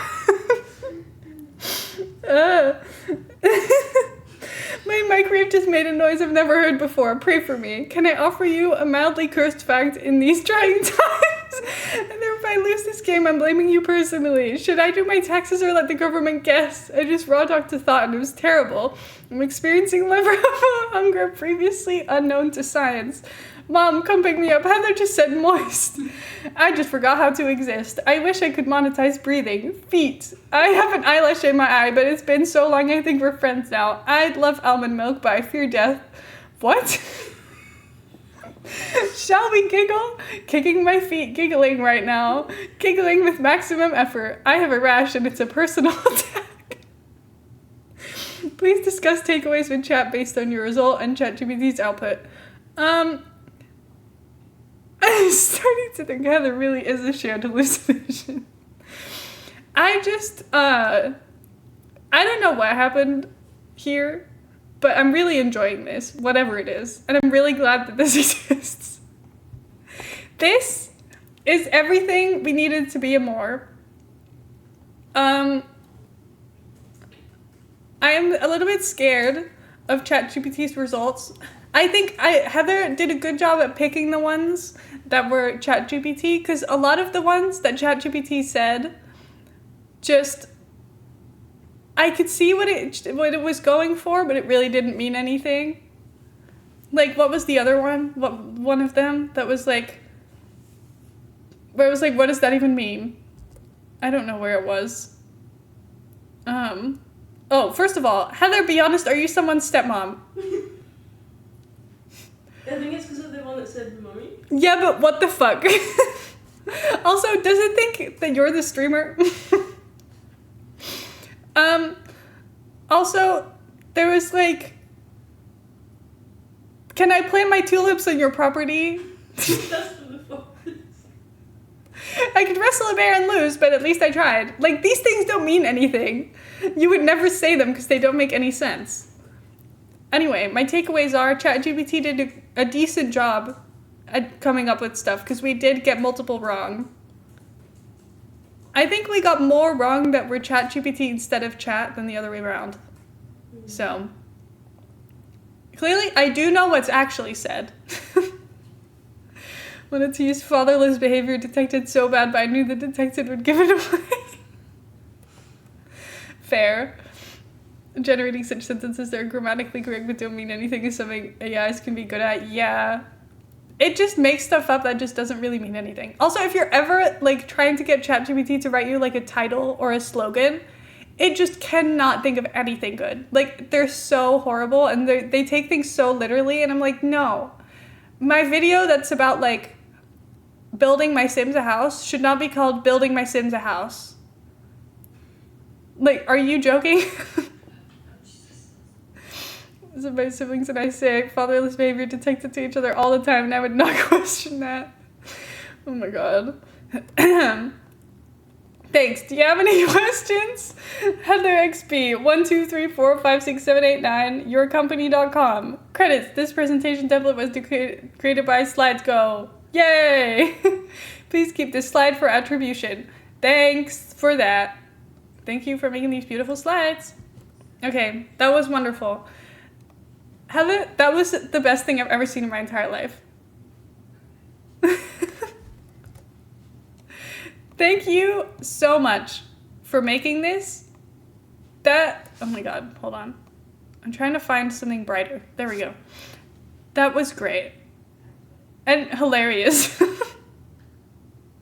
Now nobody wants to go after that. Yeah, who wants to go next? Okay, should I go next? I'm just worried we're gonna run out of time. But then at least no one has to feel it, because mine sucks, and it's also really short. I'll go next, and then and then you guys don't have to worry about being, about feeling bad about yourself. No worries. Heather, everyone, it was really good. It's good. I'm not saying that as in, like, you guys suck. You're never gonna beat Heather. But everyone here is anxious. I know you guys.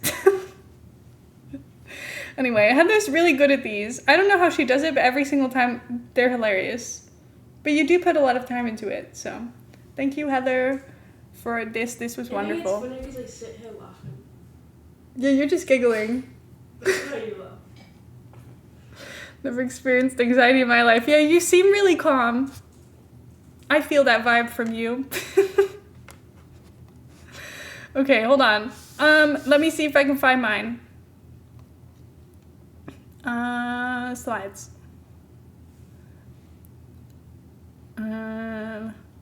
Okay.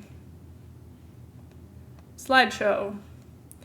Oh, it's red. I'm gonna look awful this whole time. I should have thought about that, but I thought my light would work. Should I see if my power bank's got some battery in it? So that we can have this. I will be back so quick. You won't even know. I promise. Oh, don't look at the mess. Guys, sorry. I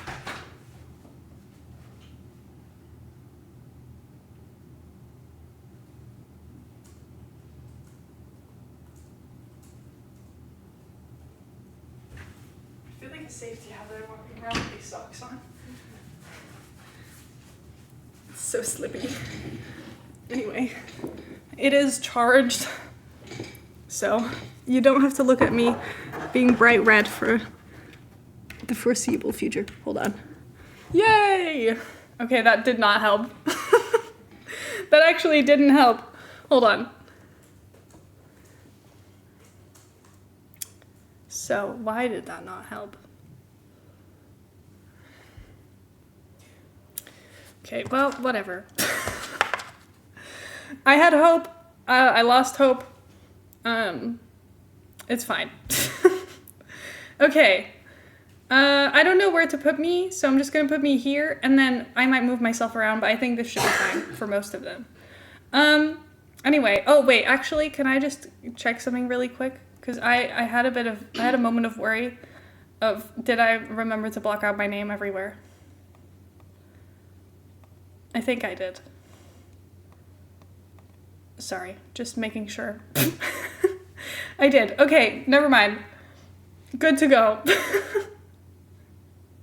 Okay.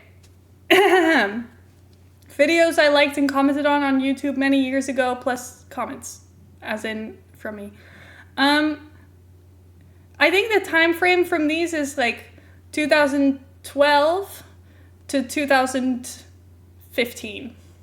So I was like 10 to 13, 14 maybe? I don't know. Anyway, the time where I first got access to the internet, basically. The first few years of internet access found through my YouTube. Because I found you can see your YouTube comment history somewhere. And I scrolled all the way down through my likes. I think this was one of my very first liked videos, which is the Loom Bands era from 10 years ago. Rainbow Loom, Dragon Scale, Loom Bands, Rainbow Loom, Netherlands tutorial how-to. Because why not put everything in the title like it's an Amazon description? Oh, sorry. And then I found the comment when I went looking through comments later, which just said, I just finished it and now it's completely falling apart. I have no idea what I'm doing wrong. Spelled incorrectly. I don't know why I liked the video and then left a comment saying that it didn't work. But I'm gonna assume that that was my fault and not hers. Anyway, I think I was not very good at this. And also, I just think it's funny that I liked it and then just left it there and then still left a comment saying that everything didn't even work. Because I didn't like any other Loom Bands tutorials and I know I watched a lot of them. So why was this the one I chose to like? I don't know. Because I don't have any other videos liked of this creator specifically. So it wasn't a creator thing. Anyway, next. Why men are stupid. I don't know, this just felt fitting. I don't know why it's a man's video, but fair enough. Also, this is just proof how far I scrolled down. Apparently, I've liked about 1900 YouTube videos at my time. If record means wrong, yeah, but I spelled it wrong. There's meant to be, there's meant to be another R in there.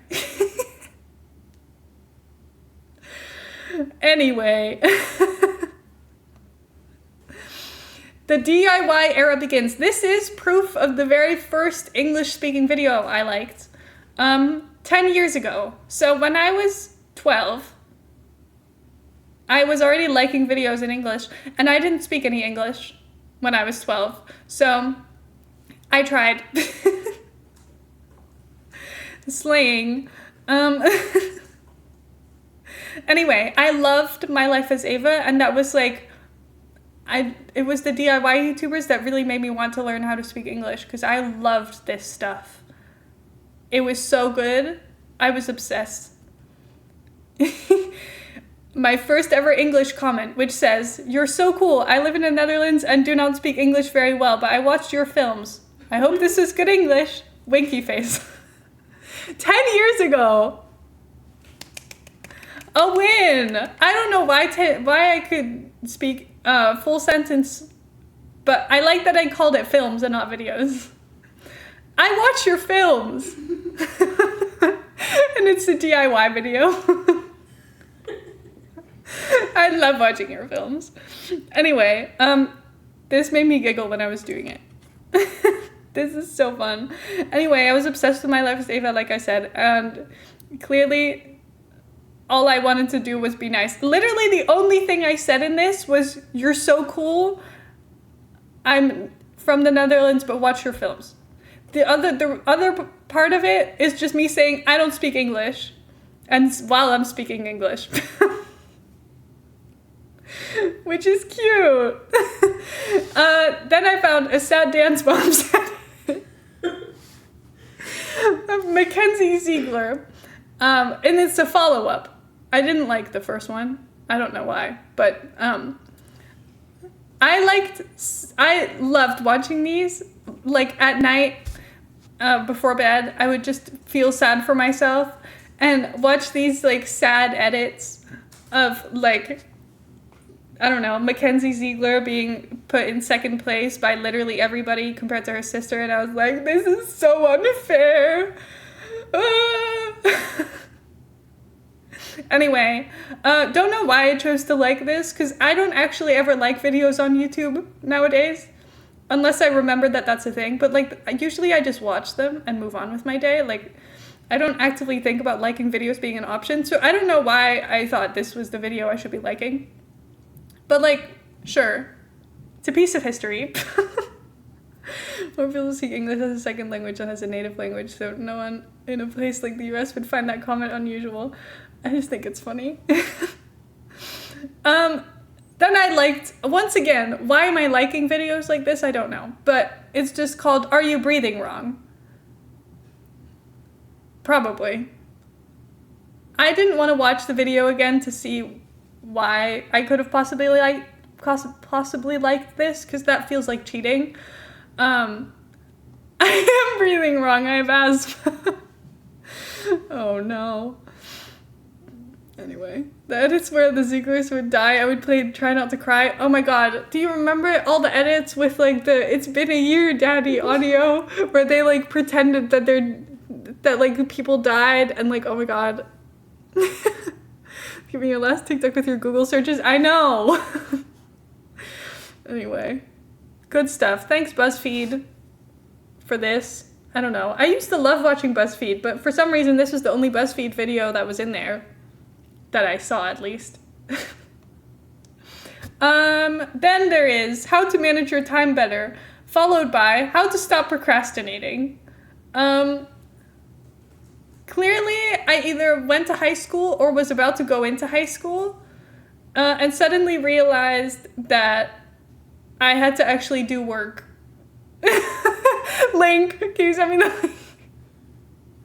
But clearly it didn't work, because I still procrastinate and do everything last minute. So, do you happen to remember if these 2 videos were actually helpful? Well, clearly not enough to remember them, but also, I did like them, so there must be a reason for it. Anyway, I don't know why Watch Wellcast made the same video, basically, twice in the same year, but do whatever you need to do. Clearly it's working. And then we've reached Internet Friends. The compilations of Internet Friends meeting, like, at the airport for the first time ever. If you have never watched these videos, you were not on the internet in, like, 2015, 16, 17, I don't know, anywhere there. Because these took over the internet. And everyone used to binge them. Everyone used to post them. If you went to go meet your internet friends, you were vlogging it and you were posting the meeting video of you jumping onto each other. You were posting that on Twitter. And there were songs, like... And I liked them, apparently. And yes, there are more. There was multiple of these in my likes. Good stuff. I'm looking at mine, it's the same. Oh my god. Anyway, then for some reason, the only song in my liked videos of this time is Chill Nation, The Chainsmokers, All We Know.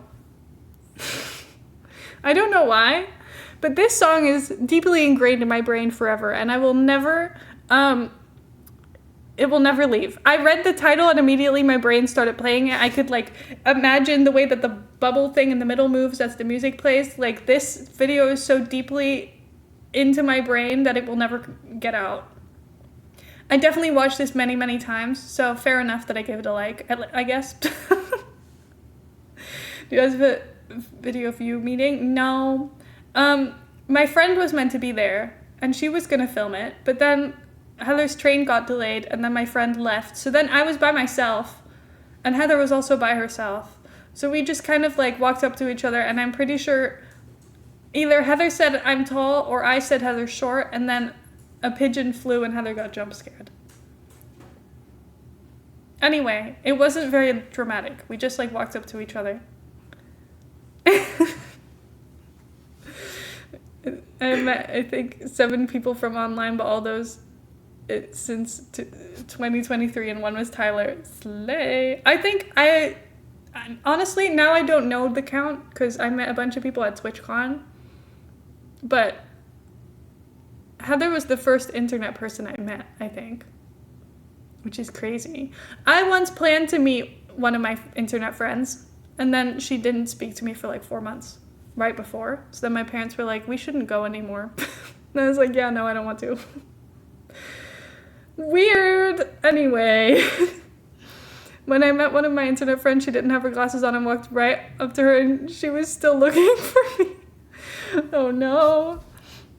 Anyway, next, probably the last YouTube rewind. Why did I not proofread my own text to ever deserve a like? This is the time where YouTube Rewind was actually fun and people actually looked forward to it and it was actually like well produced and like this was good. Like all of the YouTubers would vlog their whole experience, go into like these big film sets where they would all film YouTube Rewind and everyone would film parts all over the world and it was so cool. And now, well, YouTube Rewind doesn't exist anymore, I don't think. But like it was really horrible for like 2 years and then they just stopped making them. Terrible. Anyway, we're almost to the point where it's just YouTube comments and I promise it gets worse from there. Yep, there we go. Okay. I happen to have mealworms at school today for a project. They are not gross at all. They taste like nuts. Good luck. I only put this in here because we were talking about eating bugs the other day. So I just thought I would give you guys proof that I did in fact say this 9 years ago. You can't see that even. Hold on. 9 years ago. 9 years ago, I did eat mealworms at school. So. Yippee for me. Anyway, this is where the YouTube comments begin. I'm gonna warn you now, I had a obsession with Lily Singh when I was younger. She was like the very first YouTuber that got me into like fandoms online, and I was extremely annoying. As you can tell. It gets worse the whole time, I promise. This is the third time I'm watching this today. Okay. Today? Why? Why would you watch the same video 3 times? Anyway, next, when people borrow your phone. Once my crush used my phone and I was like, if you read my text, my life is over. Okay, who's your crush? This was about a boy who was gay and I'm also gay. So none of this makes any sense. Anyway. I'm so embarrassed that I do remember these videos. Yeah, clearly, I watched them all 3 times a day, apparently. But you could show me, like, any Lily Singh video from this era, and I would be able to tell you exactly what happens in it, probably.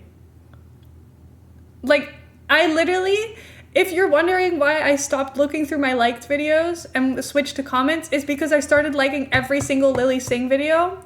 And she used to post vlogs every day and YouTube videos, like, I don't know, twice a week. And then I also used to like every old video of hers I watched. So scrolling through my likes was just pointless because it was literally just Lily Singh's videos. Which, I don't know, really ruined my experiment. But then, my presentation. But luckily I could find comments instead. So my life got better again and I didn't have to give up. Anyway, next. If you hug yourself every time she says, girl, you are a professional hugger by the end of the video. I don't know what this is or why I would ever say this. But it made me cringe so deeply that I had to share it with you. Why would I say that? If you hug yourself. Oh my god. Anyway, next. I'm horrible at doing thing, not things, thing. Hashtag procrastinator for life. Yeah.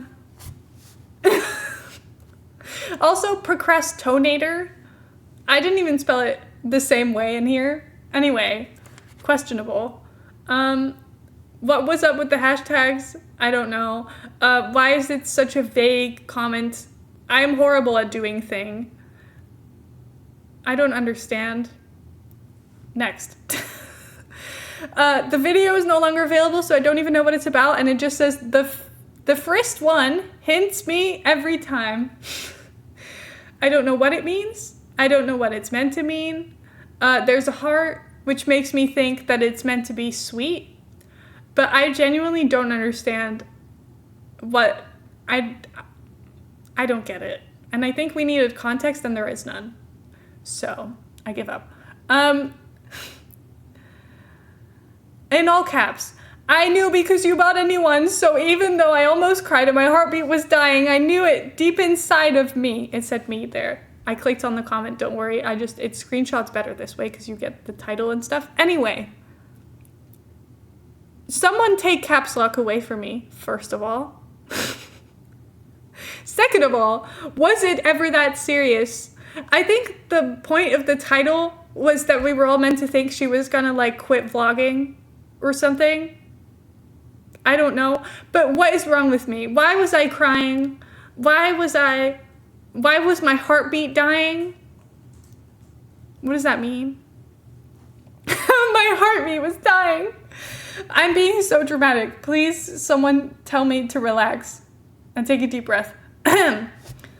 Comment, Lily, I love you. I'm your biggest fan. Please, people, it's Lily. She even showed it at the beginning of the video. Lily, not Lily. Please, if you put her in a video, spell her name right. I promise you there were like 20 of these. Every single time someone chose to spell her name with one L instead of two L's, I literally started fighting people. I don't know what my problem was. I don't know why it was ever that serious. I don't understand. I'm pretty sure the second one was on a hate video. I don't know why I was watching that. These are your comments. I commented these. It wasn't my own name I was defending. It was someone else's. I don't know why I was so serious about this. It was never that serious. And there were so many of these. Oh my god, I was so annoying. You all need a hobby. Editing is a hobby. Fangirling is a full-time job. Moon emoji on a private video. So I'm guessing this was, again, a hate video by me being strange in the comments. When someone spelled it with 3 L's and I corrected them and they replied, that's the joke. No. Anyway, that's enough of that. Goodbye. I don't know what was wrong with me, but clearly I was just being a little bit dramatic all the time. Just constantly.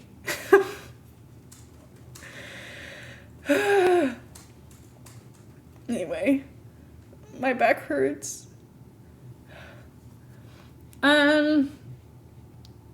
Alex, I just saw your message. That's so cute. Anyway. Who's next? I've done mine. Okay, I really need to get a move on. Yeah. Luke, Gravy, Mothska, and then 2 of Scotty's.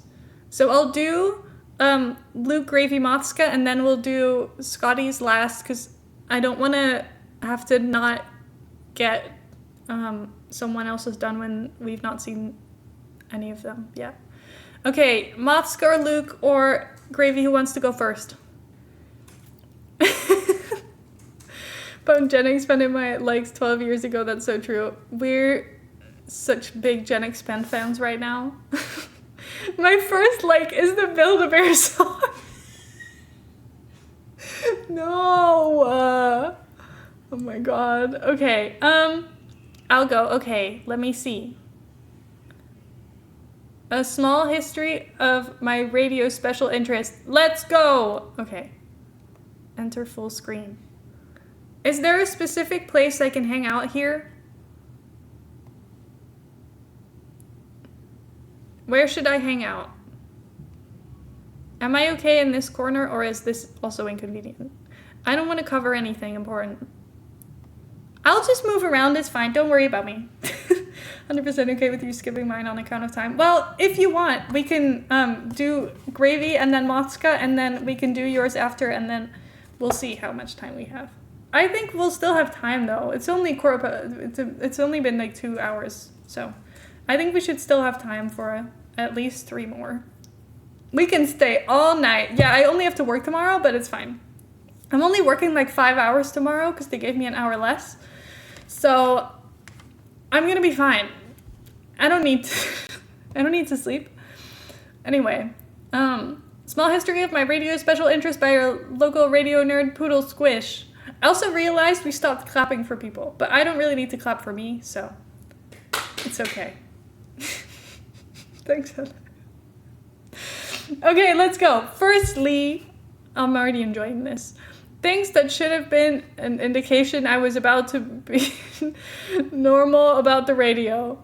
When I was about 3-4, I invented a radio station and all the music they played, and I used to yap and sing to myself, usually in the back of the car and around the house. When I was about 8, my parents got really into 80s music station, and I would really enjoy when we had it on the TV for some reason. My first phone had FM radio on it, and I got bored once and listened to Heart, the station most listened to by moms on the school run for hours.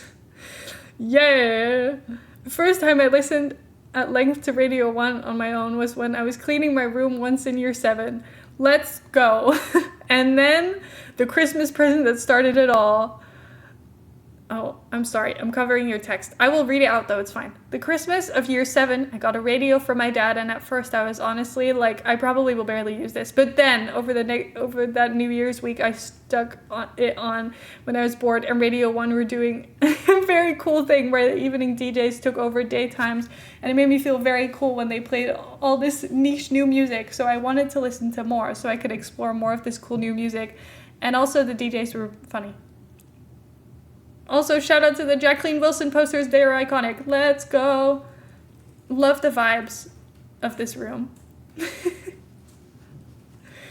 Very nice. The rest of that year was spent basically nonstop listening to Radio 1. I discovered my music taste. It wasn't that far removed from the tunes my dad used to play, but cooler now because I found it myself. Some of the daytime DJs, most notably Scott Mills, Greg James, and Sarah Cox, also completely reinvented my sense of humor. Jacqueline Wilson, I had the same! Of course. Heather loves Jacqueline Wilson. I also went through a phase of drawing the Radio 1 logo on my hand because I made it a good luck symbol. Oh my god, that's so fun. Whoa! Slang! This was me jamming out to something playing on the morning show with a flashy wand I got at the fireworks, guest starring in my headphone cord. Let's go. Branching out. A lot of people at school listened to Kiss instead of Radio 1, and at first I dismissed it as too mainstream. But I started giving it a chance and found that the music was pretty good, even if the ads were annoying and the DJs didn't really have personality. The weekend DJ shows were also very funny, but I had a 9 p.m. bedtime, so I only got to listen to the first couple hours. I used to write out lists of the songs played because Kiss didn't have a now playing website like Radio 1 did. Oh my god. Sarah Cox got fired for saying the Queen smelled like wee. Oh my god. That's incredible. The following summer, Kiss launched 2 brand new stations, Kiss Fresh for new music and Kiss Story for older music. It took me a couple months to listen for the first time because they were online, but I fell in love with Kiss Fresh. It was the summer of Papa's Cupcakeria and Kiss Fresh, and I was living the dream. This will be important later. Kiss Fresh had a show called The Mix Block where they just play out a DJ mix from a bank of mixes at 8 p.m., 3 a.m., 11 a.m., and 3 p.m. every weekday. Oh my god. It's cupcakes. Mix Block era. The Mix Block show I got obsessed with. I got very obsessed with it and got to know all the mixes that would get played. The 4 mixes all day format lasted about 7 months before there was a big schedule shakeup, and now there was just 1 a day, Monday to Thursday. Boo! This one mix was at 8 p.m. for about 6 months, then they changed it to 11 p.m. I didn't have such a strict bedtime anymore, but it was too EPN for that kind of time, so mostly listened back in the morning unless it was the holidays. Getting normal about DJ shows. When Mix Blocks ended, the regular DJ shows continued, and one in particular got super normal about. Honestly, the vibes were immaculate, and I still revisit some of the old shows that got uploaded to SoundCloud. Let's go. This girly pop was absolutely listening to a DJ show while attempting to curl her hair with cheap straighteners. Other notable stations. BBC One Extra. I mostly just listened to Mr. Jam on here and occasionally The Breakfast Show. Around 2017-ish, they pivoted their sound and don't really play music I like anymore. Boo! Capital Extra. When it launched, it was about to be Capital's Kiss Fresh, and I loved the vibes. Then the sound pivoted much like One Extra and Kiss Fresh. Capital Dance launched in 2020 as a Mr. Jam's new home, and I felt obligated to listen, and they do play bangers, even though I don't listen much anymore. Let's go. Kiss Dance launched in 2019, but was neglected show-wise until now, when they finally have some DJs, and it's reignited my special interest, I can't lie. Now, I honestly didn't vibe with the schedules and playlists of most of my old fave stations for a few years, although I still enjoyed making my own stuff at uni. But I have been really enjoying some of the new shows this year so far and loving new music again. Good news. Hoping this continues. Yay! Slaying. Oh my god, is that it? Let's go! I'm enjoying the dance party.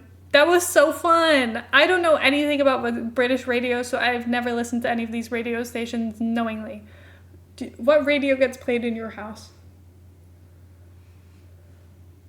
No idea. Wasn't there a time where May said something that was like, oh, when she turned on the radio and they were like, oh my god, they're talking about COVID. Oh, COVID. They've kept up to date. They've kept up to date. I'm like, yeah, that's the radio. The radio is kept up to date. That's true. Just because this is an old radio doesn't mean it only plays things from the olden days. Oh my god. Anyway. Yay! That was so fun.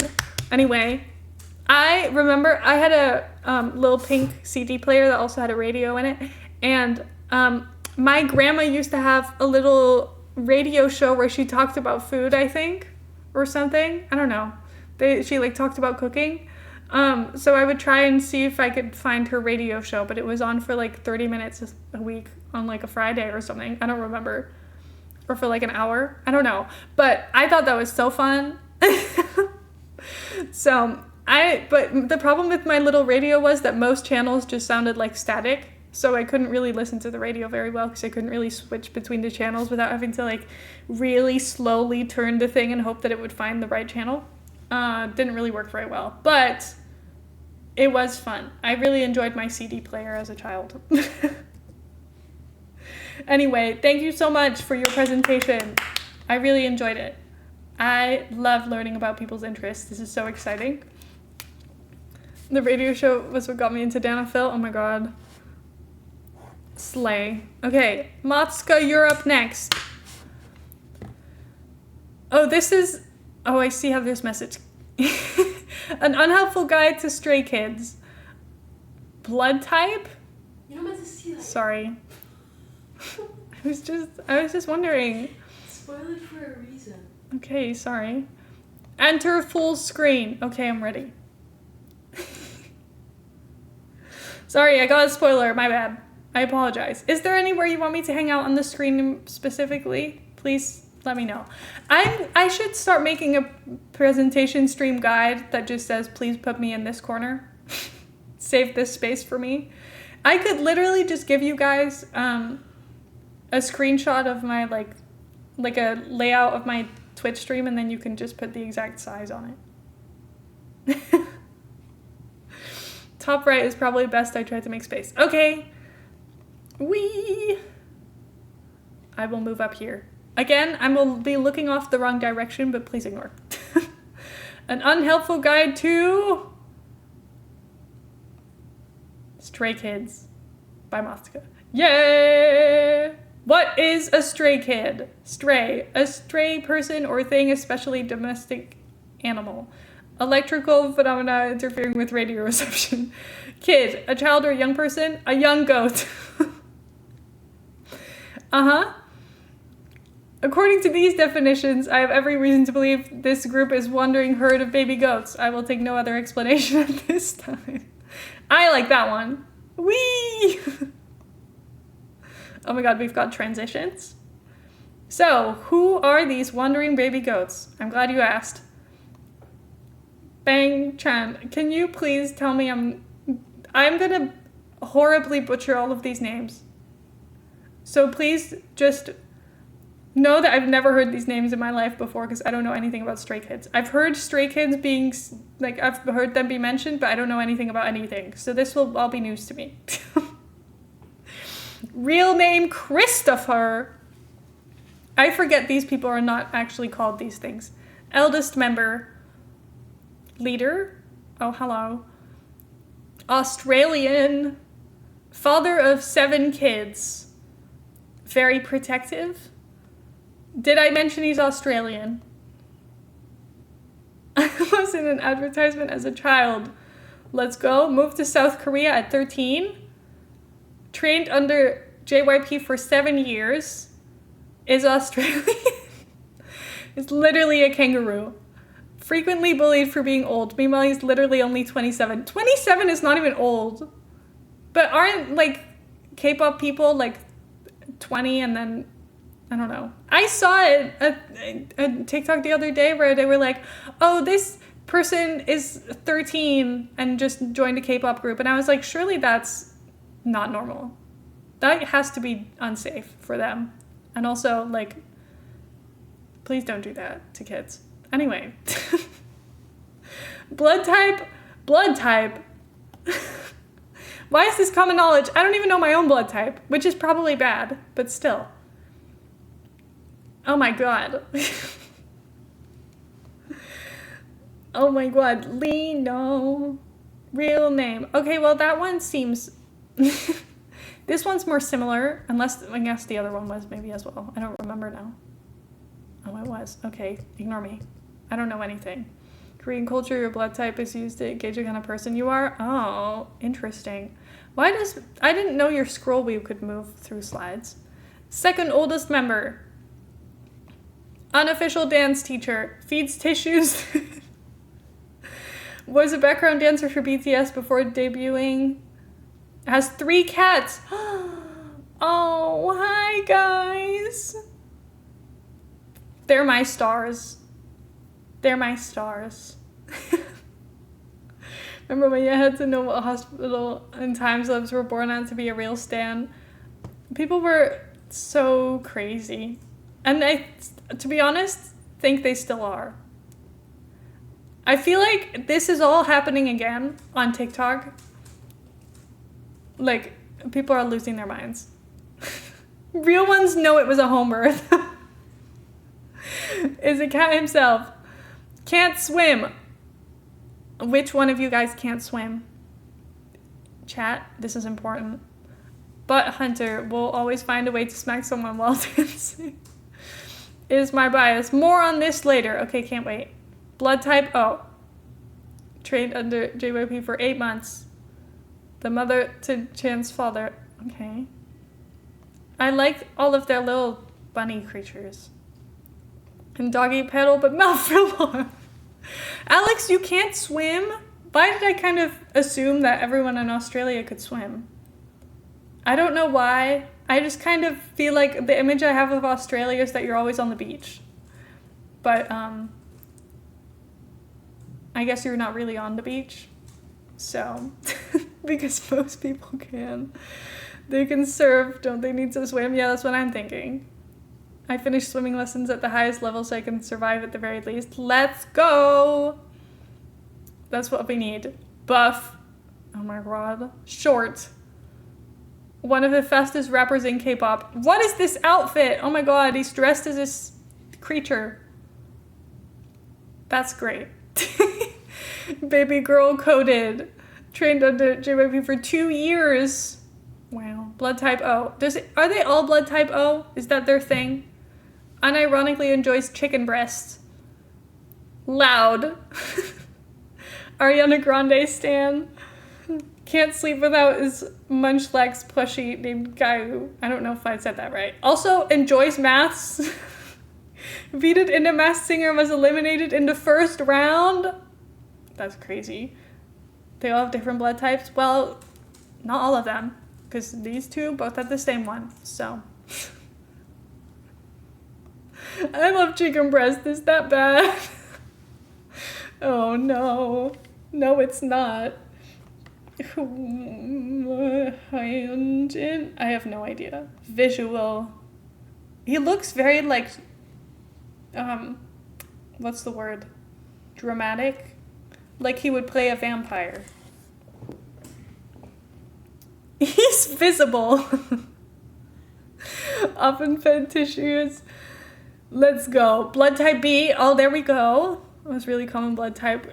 The ancestral blood type. Others came later and haven't spread through the population yet. Interesting. I don't remember commonness of blood types, to be honest. It's been a while. I did learn this at some point. Cooks in an air fryer for 20 minutes at 180 degrees. What is this? Runs on caffeine. Aubergine eggplant hater. Only child and it shows. Extremely dramatic. Oh my god. Oasis fan. Anyway, here's Wonderwall. Took English in college to connect better with Stay and the Aussie members. Let's go. Real name. Anxious. Me too, babe. Speaks English with a British accent. Let's go. Blood type B. Born in Incheon like the Sims kit. Oh my god. That's so fun.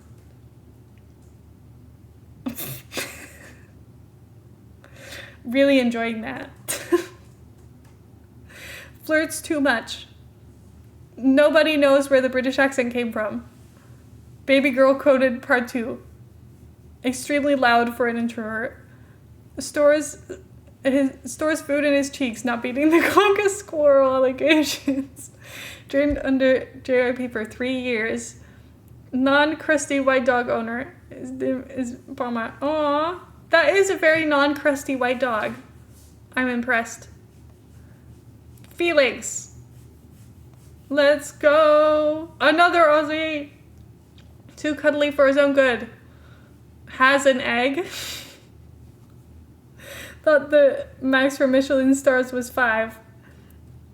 Known to make a mess. I mean, honestly, 5 stars makes sense. So, fair. Blood type, AB. 3rd degree black belt in Taekwondo. aka built different. Scary. Trained under JYP for 1 year. Wrecks my bias on a daily basis. Brownie boy.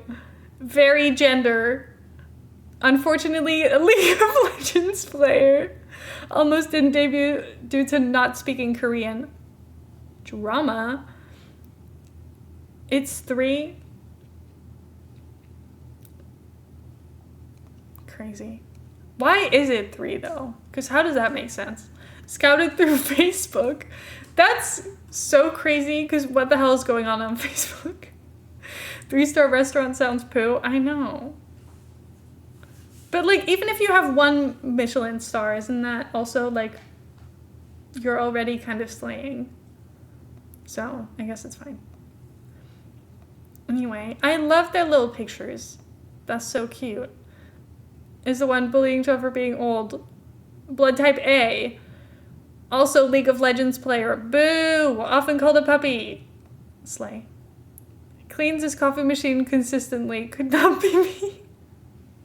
Brutally honest. In the building. Do not let him cook. Trained under JYP for 1 year. Dunks on JYP at every opportunity, as he should. Absolute menace to society. Only normal member of Stray Kids, his own words. Let's go. Oh my god, is that a fennec fox? McNay on top. Another gamer, thankfully not League. Let's go. Trained in the JYP for 2 years. Impressive appetite. Blood type A. Secretly an elderly woman. Almost got recruited into a cult once. Oh. Interesting. Modeled as a child. Also debuted as a child. He was 17. Oh my god. Looks and screams like a fox. Fashionable in a way I could never be. Threw a party to celebrate getting his braces off. Let's go. Oh my god. Don't worry about him. What? Now I am worried about him. Now, you probably learned a few new words there. Let me explain them very helpfully. K-pop terms with very official definitions by me. Bias, self-explanatory. You're biased towards them. Bias wrecker, also a bias, but not your usual bias. Hyung, an informal, honorific way between men, meaning older brother. Let's go. The youngest of the group. I knew that one from, what's their name? Cat's Eye. Because I watched the documentary on Netflix. And then my entire TikTok For You page became Cat's Eye. That's literally the only K-pop I know anything about. Debut, when a K-pop group or soloist starts actively promoting and performing. Trainee, also self-explanatory, the period in which an idol learns how to be an idol. Most trainees do not debut. Womp womp, that's so sad. JYP, Park In Young and his associated companies. Stray Kids are a JYP group. Idol, a K-pop artist. Little intense if you ask me. Subunit, what it sounds like, a smaller group of split off the main. Okay. K-pop is popular, I never know what things mean. This is helpful. We are all learning things. This is great for us. What's that? Imaginary audience member? You want to know about Stray Kids subunits? Well, who am I to say no? 3 Raja. Like Sriracha, but 3, because there's 3 members. Made up of them. Going by even crazier names.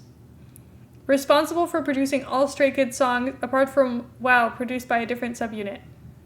Ironically, can't be trusted to behave together. Why is there a horse?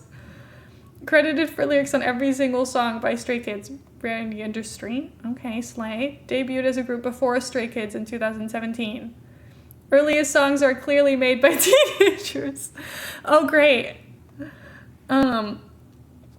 Pablo Rocha. Foolish idiot, made of them 3. That hair color is cool. It's very bright. Individually intelligent, lose signal to the collective brain cell when anywhere near each other. Honestly, kind of describes the entire group before these 3 are the worst of it. Much like 3 Rocha, they're incapable of behaving together. Let's go. Dance, Rocha. If you're real clever, you can probably figure out what this subunit is. No, if not, they're the main best dancers. Let's go. Also referred to as visual Rocha, as all members are considered the most handsome by Korean beauty standards. Personally hate that label. Boo! Produced this song, WOW, the only song not produced by 3 Raja. Let's go! So you can dance before being scouted, having no formal training beforehand. Slay. There's really not much funny I can say, they're just talented. Let's go! But I do find it very impressive how much dancing is involved in K-pop, because I'm like, they're dancing and singing all at the same time, and that feels crazy. Almost talented enough for the St. Jude Just Dance streams. I can't believe you do this. No, Raja, if you remember carefully, Young means big brother, so the Young Line are the eldest members. Let's go. All have type O blood. Slay. You used to have 4 members, but we don't talk about it. Fun fact, age plays a huge part in how a relationship develops in Korea and most Asian cultures. It can often lead to strange power dynamics within friendships, even a couple months age difference. Interesting. No, Raja, again?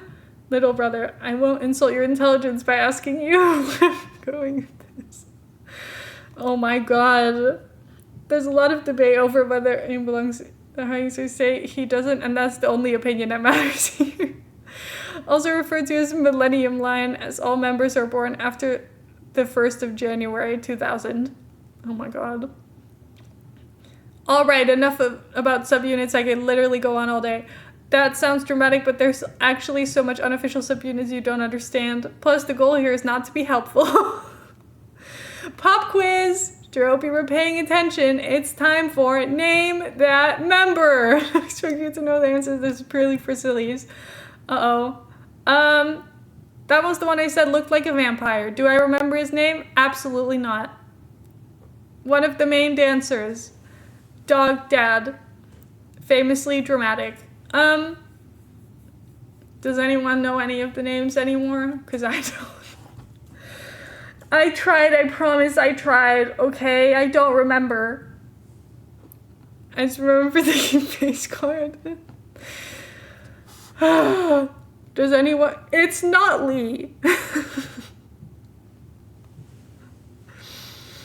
You were right. It is not Lee.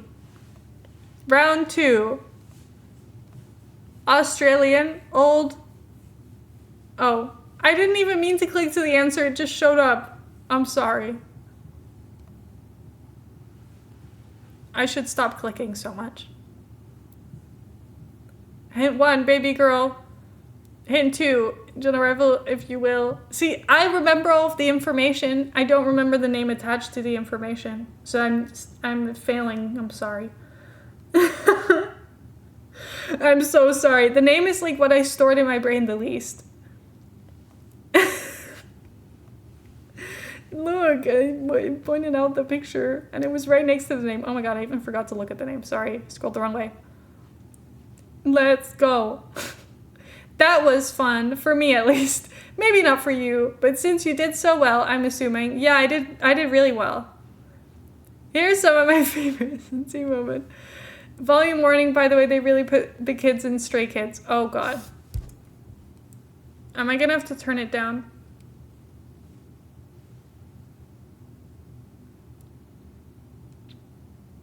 I'm scared.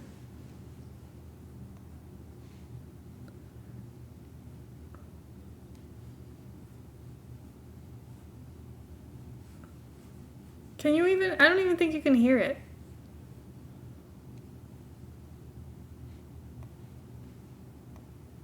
Hold on. This is what I do when Okay, well, you should be able to hear it now.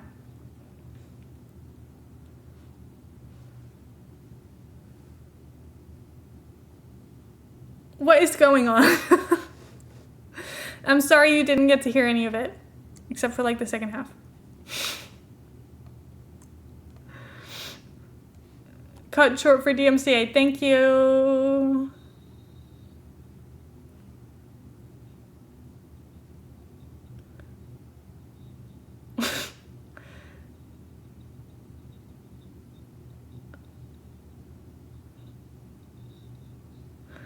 What is happening? Ah. Sorry.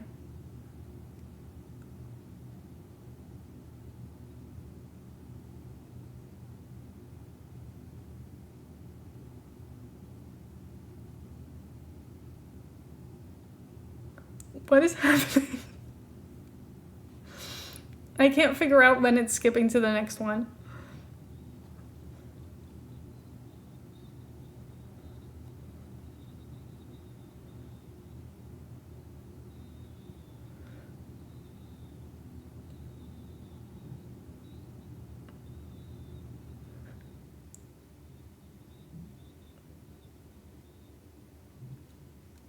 What is happening? How many videos are there? Oh, there's the egg. We heard about the egg before.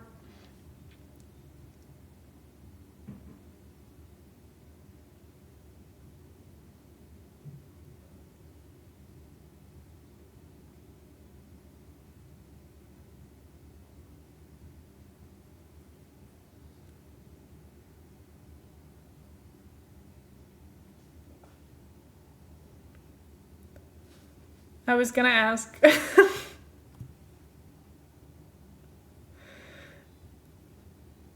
Well, the egg didn't last very long. Yo, he speaks English as his first language. His brain is so big.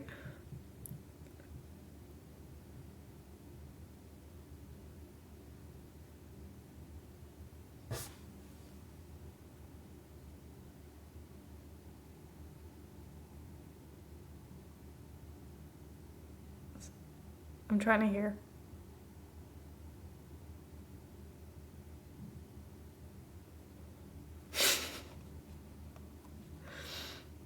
It keeps restarting the videos. I don't understand how to click through them.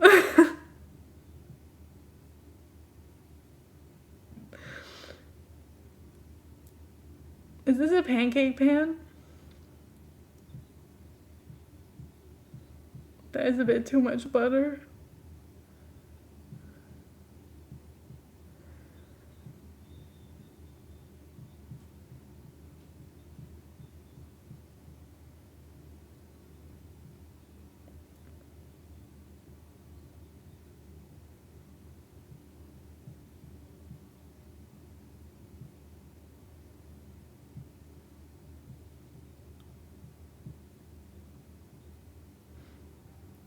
I've not made pancakes successfully. The boiler on the pancakes, they burned them. Oh, well, I'm not good at making pancakes either, so it's okay.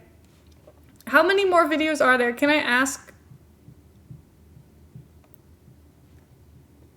Okay, not too many. I'm just worried about the time, that's all. Because I want to make sure I see Luke's as well, because Luke always has fun ones. So I'm intrigued.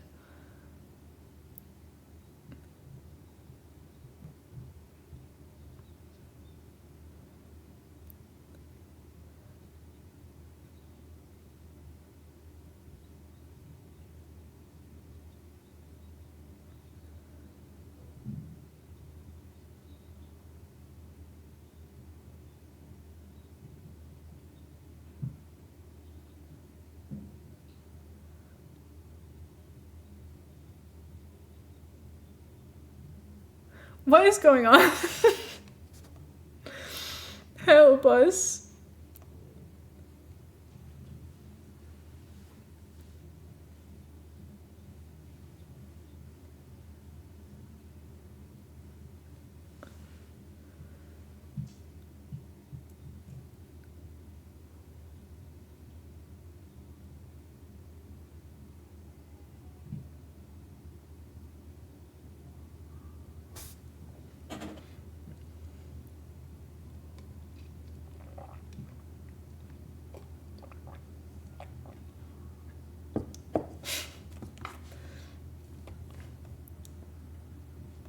I don't know why the videos keep restarting. It's very confusing. Anyway.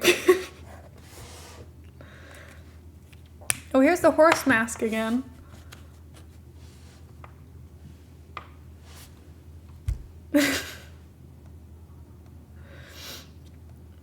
Thank you for tolerating my info dump about Stray Kids. Of course. That's what these are for. There are many more moments I wish I could share, but copyright laws exist. Boo, stinky! Also, time constraints exist. I hope this information shared made absolutely no sense to all of you. You did great at that. If you want actually helpful guide, may I suggest Wikipedia? Sounds good. Thank you so much. Okay, everybody clap.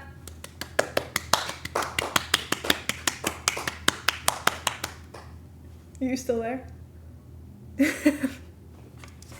Anyway, that was fun. Thank you.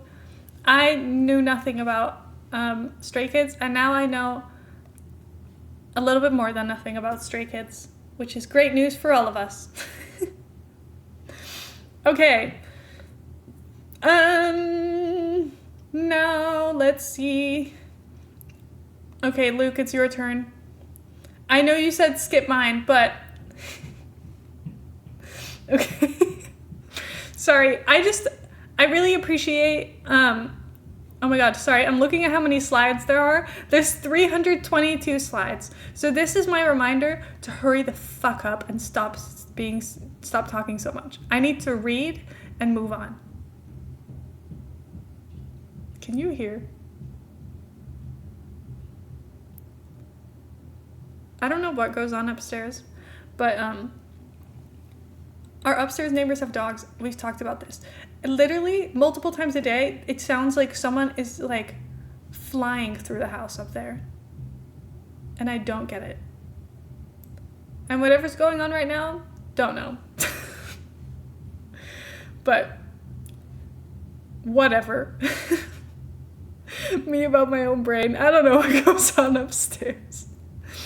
Okay, anyway, first of all, I appreciate that all my questions immediately are answered. It doesn't really matter where your face cam goes. It's okay if it overlaps the presentation, but if it works for you, I'd put the face cam on the bottom left. Whoosh. There I go. There are a few video clips. They won't play when the slide loads, but they will play automatically when you advance to the next slide. Ah, that's why they kept replaying. I get it now. Okay, you don't need to read anything on screen while any video clip plays if you don't want to. I put them there so you have a chance to take a sip of water. Thank you. I have about 3 sips of water left, so I will save them. January 31st, 1953. British territorial waters north of Scotland. A massive storm sweeps across the UK and into North Sea, leaving a trail of destruction in its wake. As night falls, the wind over the sea reach hurricane strength. The Dutch government issues a warning, then another. Both predict dangerous high water, floods. But Dutch radio stations don't broadcast at night. No one is prepared. That night, the storm hits land, overwhelming the dikes that protect Netherlands from the sea. The southwestern provinces, Zeeland, Zuid-Holland, and Noord-Brabant are hit especially hard. In the end, over 9% of Dutch farmland is underwater.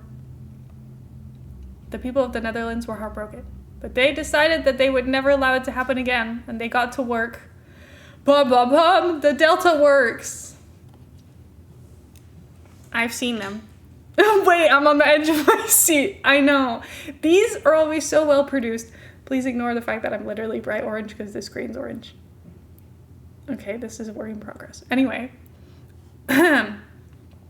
This is how high the water was during disaster. We now have fancy water thing that keeps us safe. Today we're talking about the Netherlands and how its people came together as a country to build elaborate network of flood defense. This is near Rotterdam. Anyway. I think so anyway. Unless they've got multiple of these all over the place. I feel like I recognize these specifically. The Delta Works are one of the largest and most technologically advanced civil engineered projects in the world, built over decades in response to a horrific flood. These massive projects protect the Dutch from dangers of the North Sea. To understand the Delta Works, we really should talk about the Zuiderzee Works. And before we can talk about those, we need to talk about cats. Chapter 1. Let's talk about the time when cats came to Europe and saved the Netherlands. I was wondering how you guys stay above water. Well, you can learn today. I went to a museum about the Delta Works, which is really good, by the way. If you're ever in the country and in that area of Zeeland, which you're probably not because no one ever goes there, then you should go. It's kind of hard to reach, and I don't know if buses go there, but I'm going to assume so because it is a place tourists go to. But it's really good.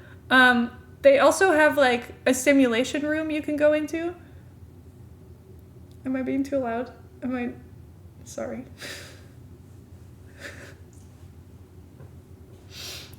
But they have like a simulation room that you can go into that like shows the inside of a house, and then with windows it like shows everything that's happening outside and stuff, and it's kind of freaky and scary, and you like hear acted out other people in the house and stuff, and it's really cool. Anyway, very impressive museum. The Netherlands is a beautiful country, but a long time ago it was just a big swamp. But it was even worse than Trek Swamp because of the tides. At high tide, everything flooded with seawater. People had to live on mounds of dirt called turps to survive. It did not slay. There twice. And every 24 hours, the ocean's fast tide sweeps in a flood over a large stretch of land and hides nature's everlasting controversy about whether this region belongs to land or the sea. There, these wretched people live in huts and are like sailors in ships, but when the tide has receded, they are like shipwrecked victims. Around their huts, they catch fish as they try to escape with the ebbing tide. It does not fall to their lot to keep herds and live on milk. Their neighboring tribes, since all undergrowth has been pushed far back. Frita non cantati. This old Latin saying means Basil does not sing. It's obvious even to outsiders, nobody was having a good time. People had nothing to look forward to but pain, suffering, and brutal manual labor. But then cats came to Europe to rescue the Dutch. Cat power. Cats hunt the rodents that farmers eat farmers' grain. With fewer rodents, farming in northern Europe became more practical. Farming is way better than living on top of a mound of trash and dirt, so it was time to get some farmland. Dutch farmers started to build ditches and trenches to drain the swamp water from their land. These were the first Dutch canals. The canal we've been looking at is the Dumpster Diep in the province of Groningen. Parts of it are well over 1,000 years old, but draining water from the land causes it to sink, and that leads to floods. The floods were so severe that they permanently changed the land. In 1170, one flood was so big that it created the Zuiderzee. Oops. A massive bay connected to the North Sea. And that wasn't even the worst flood. We don't need to talk about it. Just understand that after we adjust for population growth. The worst floods were many more times more deadly than the worst wars. Even before 1170, Dutch farmers started building dikes. But aside from the Golden Hoop in Friesland, people usually just built dikes around their own farms. Nobody was cooperating, and nobody was in charge. So the Count of Holland created the Hoogheemraadschap van Rijnland. All of the Dutch sentences are really confusing my brain. Oops, I created the Zuiderzee.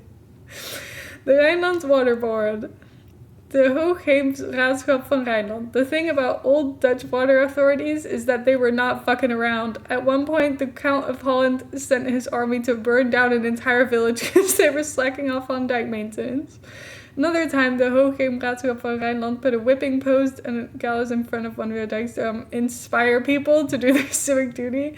You did not want to mess with these people, but the water board enabled the Dutch to build lots of polders. Polder is a very large piece of land surrounded by dikes. Polders are really important. Grouping people, farms, towns into polders is safer and more efficient than leaving everyone build their own half-baked dikes around their individual farms. Polders allowed people to collaborate to build very strong dikes that protect the entire community. That means everybody has to pitch in. Hi! And for that to work, everybody needs to have a voice. Polderpolitiek 101. Over time, this led to polderpolitiek and the polder model, a kind of consensus-based decision-making process that the Dutch used to manage their country. Running a polder required listening to people who disagree, balancing a lot of competing goals and finding solutions that made everybody happy. But polderpolitiek can also solve modern problems like urban planning and traffic management, stuff that usually works well in Dutch cities. Reality 101. Of course, this isn't perfect. Dutch people can be just as lazy, greedy, and stupid as everyone else in the world. I have read their YouTube comments. On big ideological issues, there can be a lot of divisiveness, bickering, and general political bullshit, just like anywhere else. But in smaller, more practical matters, there's very frequently a solution that works for everybody. And it usually isn't the obvious solution, but it exists, and the Netherlands is what happens when people put in the effort to find it. Years after the water boards were formed, someone designed a water pumping windmill. This changed everything. Pumping swamp water out of a polder is way faster than just waiting for it to drain. So the Dutch could reclaim even more land. But that just caused more floods. So then they had to make even more dikes. That's how the Dutch began a long, long struggle with the sea. Because even though they have been historically drawn to the water, they have learned from the cats who saved their ancestors that it's usually not good to get wet. Oops.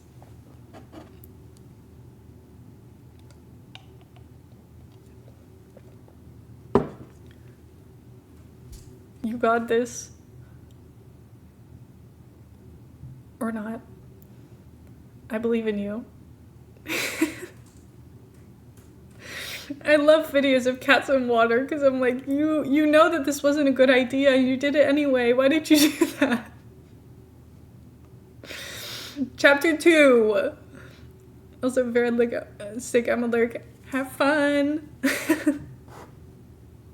Anyway, I'm sorry you feel sick. I hope you feel better soon. Enjoy the presentation.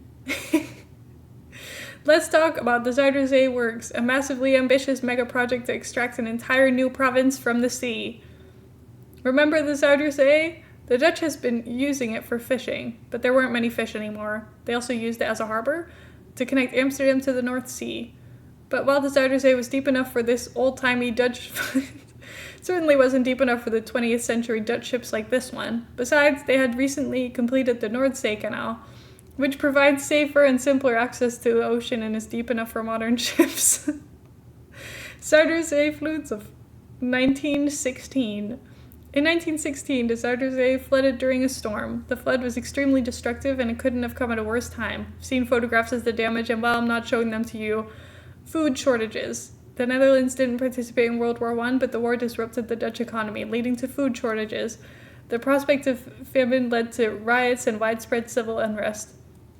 These events revealed that the Netherlands had grown too dependent on imported food. The Dutch government needed the country to be more self-sufficient, and it needed more farmland to do that. They just decided to get rid of the Zuiderzee. Yeah, we did.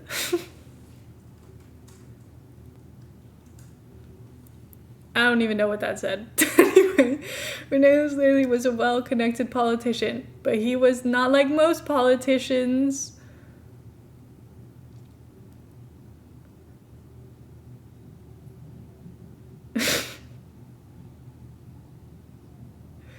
Oh God.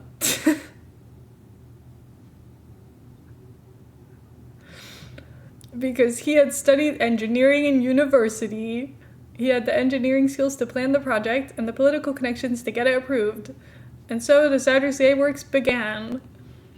Cornelis Lely master plan. A giant dam, the Afsluitdijk, severs the Zuiderzee from the ocean. The Wieringermeer, a new polder for farmland. The Noordoostpolder, also a farmland polder. The Flevopolder, a mega polder for both heavy industry land and residential use. Another polder, the Markerwaard, that we'll talk about later. Over time, that would replace the salt water in what was left for the Zuiderzee with fresh water from the rivers that drain into it. This new lake, the IJsselmeer, was to become the largest reservoir of clean water for farms and for drinking. Yeah, the scale was massive. Dutch water authorities had drained lakes before, turning them into polders. If you've been to the Netherlands, you may have been to Amsterdam Airport. The airport sits on land that was once a lake called Haarlemmermeer. The Dutch used giant steam engines to drain it in the 19th century because it flooded during storms and threatened Amsterdam. But the Zuiderzee was far, far larger than Haarlemmermeer, larger than anything Dutch engineers had ever drained before. But Lely was here to chew bubblegum and build polders, and he was all out of bubblegum. So work began in 1920. So in 1930, the Wieringermeer was complete to make the Afsluitdijk ships dumped earth into the ocean for every day for several years. Lely stuff, yeah. Genius.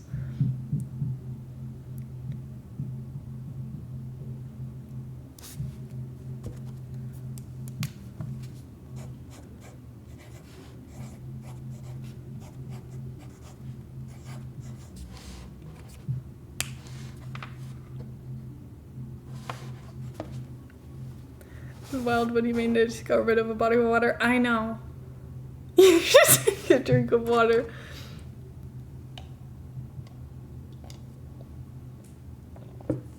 I thought you deserved a little break from talking. Sorry. Sorry. I apologize. Wait, how did the captions? This is a production of hard work. In 1932, the Afsluitdijk was completed, forming the IJsselmeer. They even made space for a bike path. The Netherlands was invaded in 1940, but the Noordoostpolder was completed under occupation in 1942. We never stop. Do they just have their music on like full blast upstairs? What the hell is going on? You have to be able to hear that. I swear this happened last week as well. Is this gonna happen every Saturday? That's just annoying. Anyway. They finished half of it in 1957. They finished the second half in 1968. They started building new cities on the polder. And in 1986, the Dutch established the province of Flevoland. Yeah! Ways Dutch people celebrate the triumph of civil engineering that is Flevoland. Complaining on Reddit that Flevoland sucks. Complaining on Reddit that Flevoland's two main cities, Lelystad and Almere, are ugly. Complaining on Reddit that Flevoland is too far away from the airport. Complaining on Reddit that there aren't any good nightclubs in Flevoland. You know what? If you think Flevoland sucks so much, why don't you come over here to America? And try living in Houston, Texas for a couple of years. Do it, I dare you. I'll even come visit you in Houston, the dirtiest city in the United States that leads the nation in cockroach infestation. And then you can tell me all about how much it sucks in Flevoland, where you can breathe clean air and ride your bike without getting run over. I've seen pictures of Almere. I mean, it doesn't look like this. I don't see what the problem is. In the 1960s, they started building dikes so they could drain the Markerswaard. When they walled it off from the IJsselmeer, it created an artificial lake called the Markermeer. But they decided not to drain the Markermeer. It was part of Lely's plan. They could have used the extra space, but the Dutch are more environmentally conscious than they were in the olden days. Oh my god. Well, kill him, I guess.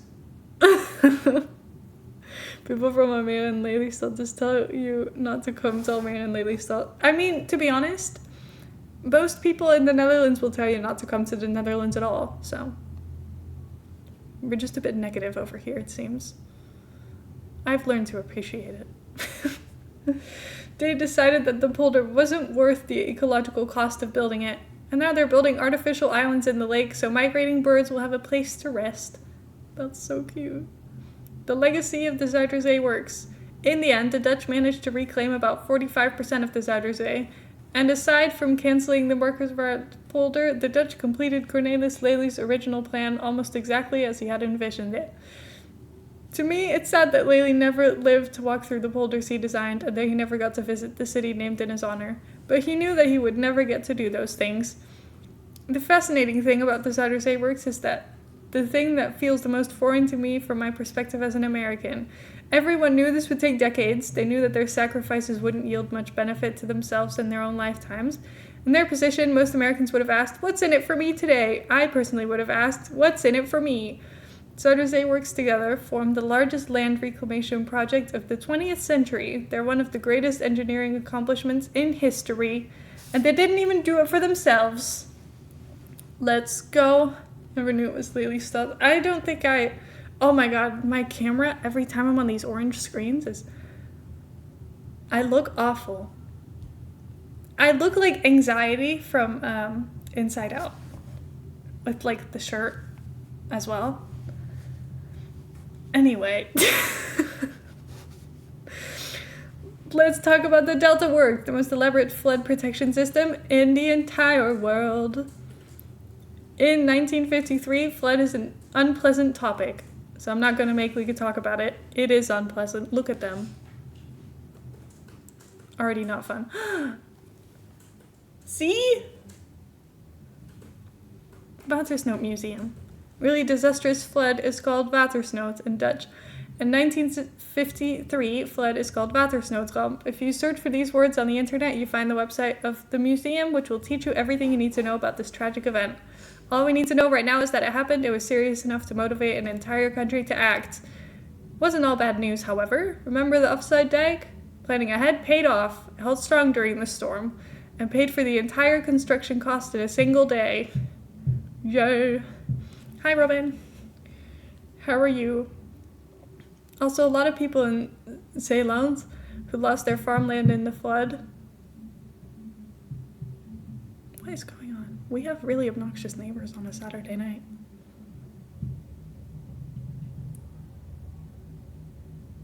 This is not my music of choice either.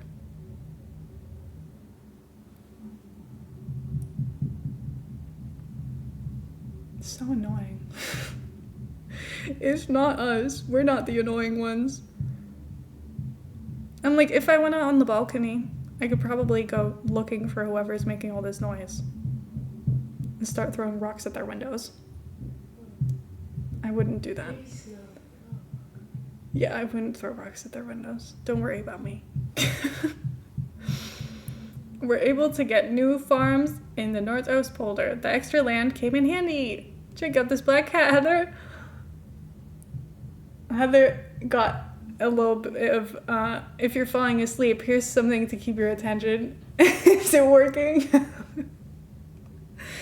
She has nothing to do with the presentation. I just thought Heather would like to see her. Anyway, the Dutch addressed the disaster in the most Dutch possible way. They formed a commission, and the secretary of the commission was Johan van Veen. Hey! Van Veen studied engineering at TU Delft, which is also where Cornelis Lely had studied. He lacked Lely's talent for politics, but Van Veen was an engineering genius. The prestigious job at Rijkswaterstaat, the National Water Management Authority, Van Veen wrote a ton of research papers that I totally understand. What the hell?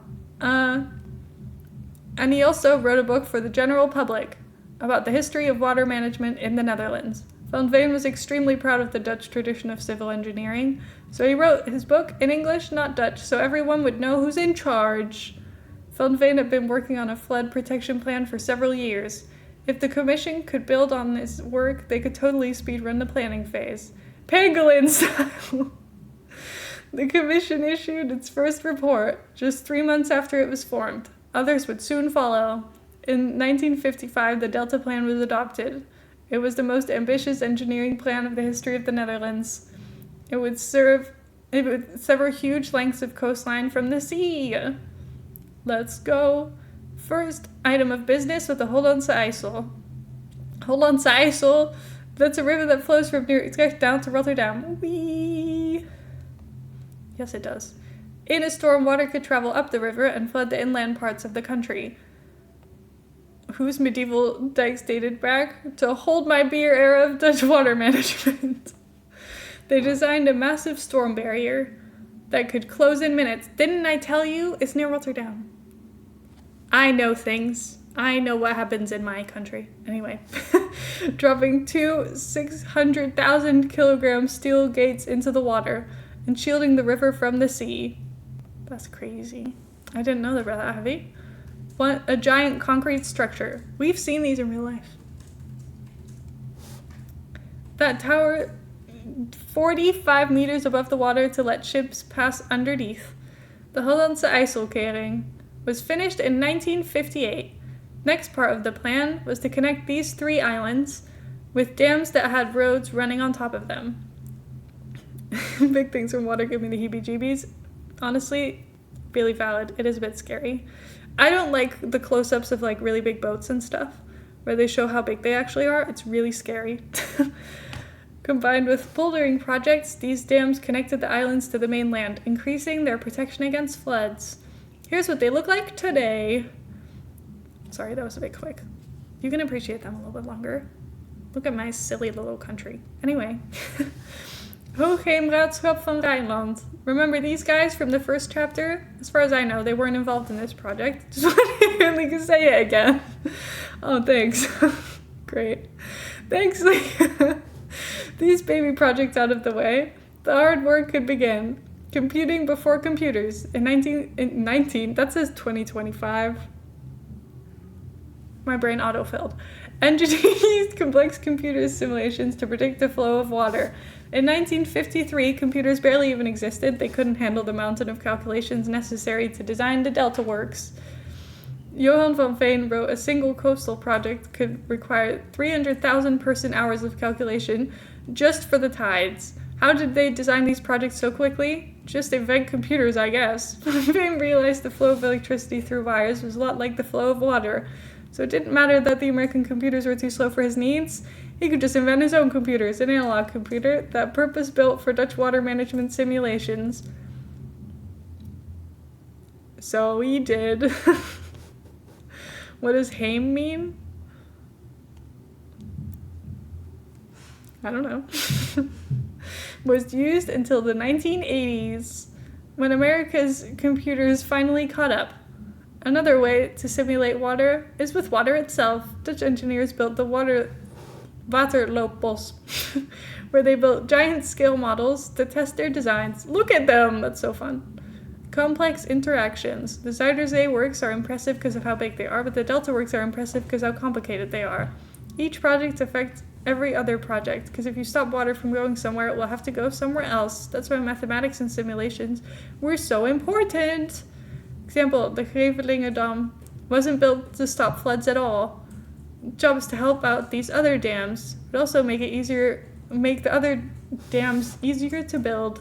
So it was next on Rijkswaterstaat's list, the fourth of the Delta works. To build the Rijkswaterstaat worked with a French company to invent this 1.9 kilometer cable car system that drops concrete blocks into the sea below. Closing the Haringvliet was super hard because it's located where the Rhine Meuse rivers flow into the sea. I've never considered them having a translated version. I always just considered them as just having a Dutch name. These rivers don't exist in English to me.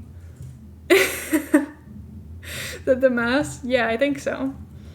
I never considered it having an English name, to be honest. Anyway, if Rijkswaterstaat built dams here, the Netherlands would just flood from the other side. The Haringvliet Dam is a massive structure. It's over 5 kilometers long, and 17 movable gates to let river water through in safe amounts.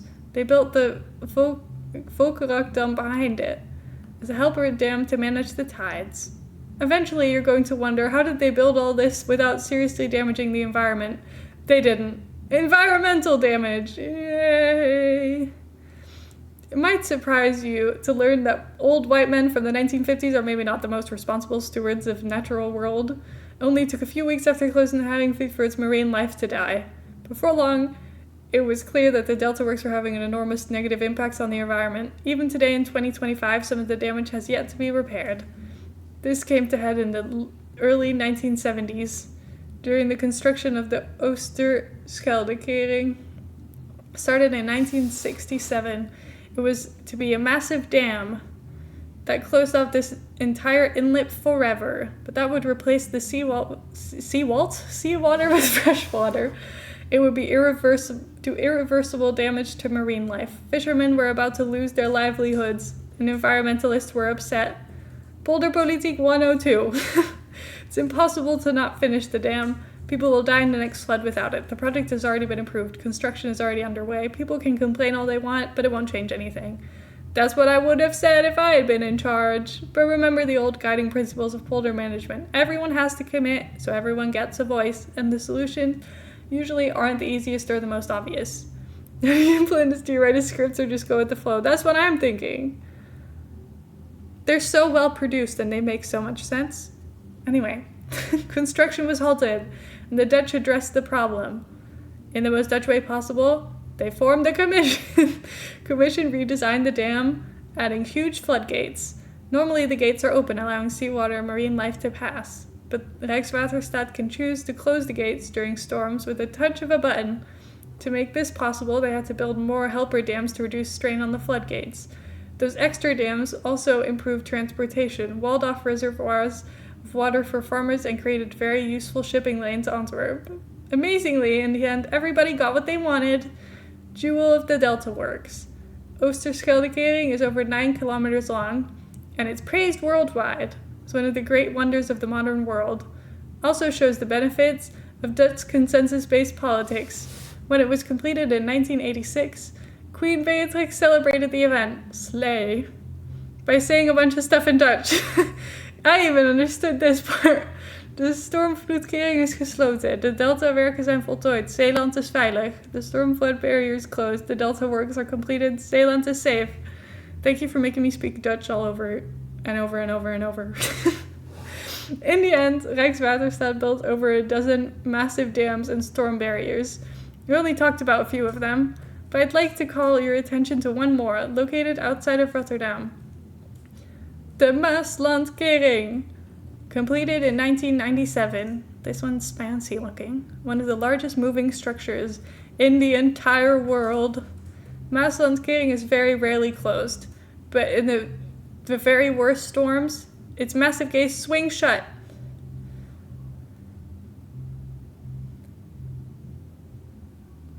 like the slight dramatic music in the background.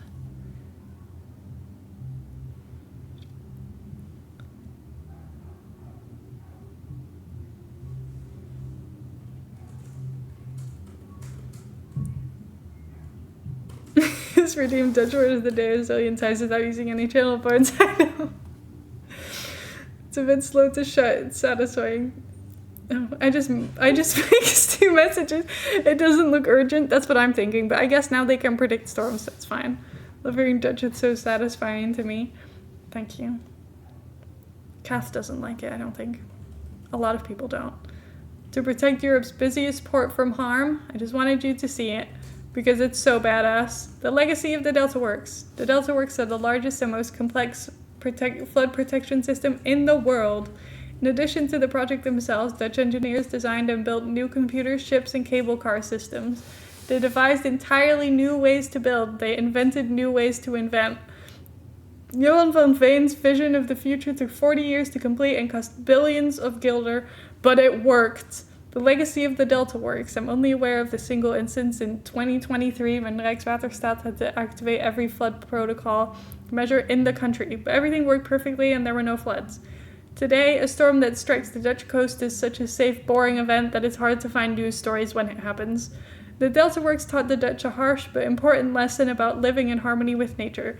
Johan van Veen knew that engineering causes harm to the environment, and he worried about it in his book, but he couldn't predict or control it. It was just the cost of doing business. Dutch engineers now are keenly aware of environmental impacts on their work, and they design and build with sustainability in mind. We're so good at life. Pliny the Elder wrote that the ancient Frisians were shipwrecked victims who lived entirely in the mercy of the tide, but today the Netherlands can protect its people from a flood so severe it can only happen once every 10,000 years. It can only happen, it said it only happens. I'm improvising. And they're already making plans for the next 2 centuries. Sailors will be safe for a very long time. Let's talk about the lessons we can learn from the Netherlands as we look forward to an uncertain future. The Delta Works established the Netherlands as a center of civil engineering universe. This is the Silicon Valley of water management. TU Delft Civil Engineering program is probably the most prestigious in the world. Dutch expertise as well. Not inexpensive, but when that stupid cargo ship got stuck in the Suez Canal, they brought in Dutch experts to figure it out. Do you guys remember that? That was crazy. The planet continues to warm. Sea levels will rise. Cities like Osaka, Miami, and New York will start to resemble Dutch cities in all the wrong ways. When the views surrounding New Orleans failed after Hurricane Katrina, and the United States asked Rijkswaterstaat to help design new flood barriers. We'll likely see more of these collaborations as the world looks for answers. There are a lot of very serious problems in the Netherlands. Some of them were caused by ambitious, idealistic programs like the Delta Works and the Zuiderzee Works. Fixing one set of problems just leads to the next set of problems, but at least they're different problems. And there's no more famines and there's no more floods. Those problems were solved by imperfect people with imperfect understanding of the world, one imperfect step at a time. I wonder what kinds of things my country could have done with its immense power and staggering wealth if we had polderpolitiek in the United States. In any case, we know from the Dutch that you can have a better tomorrow if you get to work today, and we must never forget most important lesson of all, respect cats. Some of us would still be living in mounds of dirt without them. Cats have done their duty to king and country, and now they deserve a luxurious retirement. In Heather and Lika's apartment. I think that's a great idea. I will be presenting this entire presentation to whichever cat shelter we go to. Just so they're aware of how serious this is. Give a hydraulic engineer £30 billion and they will create a big and useful things. Extensive nets of roads, new waterway, modern harbors, or even a new country where thousands may live. Give the same amount to the god of war and he can make one cruiser from it obsolete if it's not sunk within 20 years. The creation of hydraulic engineer may bear fruit as long as people live and work. Huge gap between creative work and destructive machine, between the positive and the negative. Johan van Veen The end. Just go back and only saw the best part. The last part about Osaka and cats goes a bunch of reds of this 10 out of 10. This was incredible. And it only took me like 30 minutes. I don't know how long it took me to present. I don't know when I started. Just look at the flag of playful ones. I swear we looked at it before. It was on the screen. It looks like this. Hold on.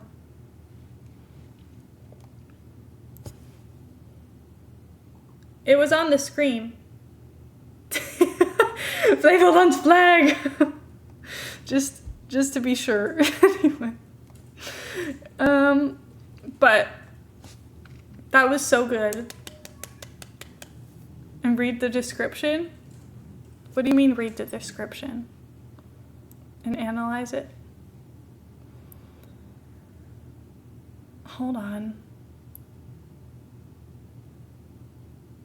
2 horizontal stripes in the colors green and blue. Yeah, okay, we know that. Hold on. The central yellow stripe, wavy then straight, symbolizes the transformation of sea into land. Color symbolizes rapeseed planted to stabilize the land. Blue represents water and green the land. Wow. The white lily is a pond known as holding arms. Oh, it's about Lily, the guy who made the place. That's so fun. That's a good flag. Okay, good flag found. I like that it has meaning and it's not just things slapped on a flag. Thank you for giving us something so informative in such a fun way. I feel like if you were a teacher, everyone would just want to come to school all the time because it's actually exciting. Like, I wish this is how every single class was presented to me, and then maybe I would have remembered it all. This is how I needed my lectures to be shown. Exactly. This is what we need. It's very fun. Gotta go now. Love y'all. Thank you for hanging out with us. Anyway, I really appreciate you. Scotty, I didn't get to do your second and third presentation because we only just finished all the other ones. So I will be mentally saving them. And that's fine. Go to bed. Okay, yeah, it is 10:30. But I will be mentally saving them. And if we have time for anything any other time, I will present them. I promise. If they get forgotten about, I will also save them for next presentation stream if you want me to. Because they'll stay in this channel anyway. So, I hope that's okay. I'm trying so hard to... it goes brighter! I wish I had known that 2 minutes ago when I was bright orange and pink the entire time, but whatever. Would have been helpful earlier, but who cares? Anyway, I'm like, my bookmarks thing is gone, but I did that myself. Okay, I put it back. Anyway, thank you guys so much for hanging out with me. This was really fun, and I really enjoyed this. That was so good. And we should really do this more often, because you guys have such fun things to share. This was really exciting for me. And now that we're getting to the point of like the whole streams being filled up, I'm like, I really need to start doing these more often, because otherwise all of your ideas need to go into one stream and it just doesn't fit. Maybe I talk too much. Maybe that's the problem, but that's never going to change, so. You know, one thing at a time. Anyway, who should we raid today? There's not that many people live, which is crazy because I feel like last week I was saying that there were loads of people live, but maybe that wasn't on a Saturday. I don't remember. The first presentation stream where we ended up reading Heather's maths presentations. Yeah, because I ran out. I remember during some of the streams I was like, can you just send me any presentation you have from anything and I'll just present your school stuff? Anyway, this is your reminder that you can make your presentation as long as you want and put anything in it, as long as it's fun. And then we can all have a great time together. I hope this inspired you for the future. I might consider making instructions so that you know so that everyone remembers to put my face somewhere, including myself, because you guys remembered and I didn't. Oops. And I will also, I should also probably put Luke's whole thing about how not to dox yourself, because everyone did it now, and that was really good, because now no one got to share their private email addresses everywhere. So that's also very good and helpful. They put up about things absolutely nobody cares about, but nobody can make me shut up. See, that's what this is for. Everyone can share all of their random memes, their inner thoughts. Like, Nell's was just complaints. That's something we need. We had, like, random things people are interested in. I love hearing about people's interests, because people get so excited about them. It's very fun. And you, like, learn it in a more fun way than you would if you were to just Google it. I love AI. I'm really considering editing down your presentation and seeing if it's video worthy, because it really made me laugh and I think it was really funny. So we'll see if that happens. It might be fun. I'm also thinking, I've been using the same highlights for a long time, so I need new highlights. So a lot of things in my brain that I can start doing over the next week. But thank you guys for being here. I really appreciate it. I hope you guys enjoyed this just as much as I did, because I had a great time.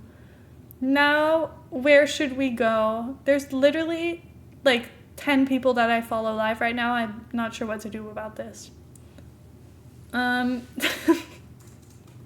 yapping in the moment that I'm like, nobody cares. Why would you even do that? Even though I like listening to other people do it. I love everyone's things. I don't care if I know anything about it or not. I think my biggest flaw with these is I get really insecure reading out people's names, and there were so many people. Every single person today had people's names in it. And then luckily, the last presentation, I only needed to know Dutch for that, which I do know, so that was helpful. I think I'm going to Simsy if that's helpful. Did I raid Simsy like last week? Yeah. So maybe not. When you had her back. Yeah, that's what I'm thinking. Also, can I just say, The Sims is giving me too much stuff right now, because I currently have 2 creator kit codes for both of the creator kits that just came out, so I need to do a stream for that or something so that I can give those away. And then yesterday, they gave me the Sims 1 and the Sims 2 codes. So those also have to be given away. So I guess you guys are getting loads of treats from this stream in the next week or so. I might have to spread them out a little bit just for the vibes so that I can like focus on each thing a little bit more. But oh my god, you guys are getting a lot of stuff. I hope you enjoy it. Thank you to The Sims and EA for always giving me things. I kind of forgot that they were also gonna like give me things that weren't Sims 4 related. Like, I kind of forget that like they just kind of give EA creators things that are, you know, from EA. So I was like, oh, should I buy The Sims 2? And then I was like, actually, I'll be getting a code. Why am I considering this even? Because they posted the announcement. They were like, don't worry, you guys are getting codes. And I was like, oh, I forgot they did that. It's like I've not been there for a year. Anyway, thanks EA. You in the gym on those days so I don't miss most of the stream. Oh my god. I will make sure I put it in the schedule and stuff when I plan to do these things. So don't worry. Anyway, I don't know where to go. Like, should I just find someone new? But I'm like, normally I like to go with something that has the same vibe as my stream. And like, I don't think anything is going to match the energy of whatever we just did. So, I don't know. We could go to someone who's playing Hello Kitty Adventure. Is that out on Switch now? I think it is. Tuesday streams have been getting me through leg day, 10 out of 10 experience. Oh my god. I love that for you. Slay. Okay, hold on. Where do I go? But /raid Sydney. Oh my god, my caps lock is on. That's just aggressive. Anyway, thank you guys for being here. I really appreciate it. Also, does Saribot always say that when I start a raid? Is that new? That's so cute. Oh my god, I've never noticed that before. Is that a new thing? It says have a good rest of your day when I end my stream. Oh, that's really cute. I love Saribot. I think it also has cat facts. Hold on. Oh, it still works. And see, I'm the cat. So, over the one road, showing at the head of a parade, celebrating the new king. See, cat facts. I love this bot, and it keeps us safe. So, forever and always grateful. Anyway, thank you so much for being here. I really appreciate you guys. This was so fun, and I cannot wait to do this again. I will see you guys on Tuesday. I think we might play Planet Zoo, but I'm not 100% sure because I'm just really in my Planet Zoo era. But I will let you know. Thank you for being here, and I will see you all on Tuesday. Goodbye. Have a good rest of your weekend.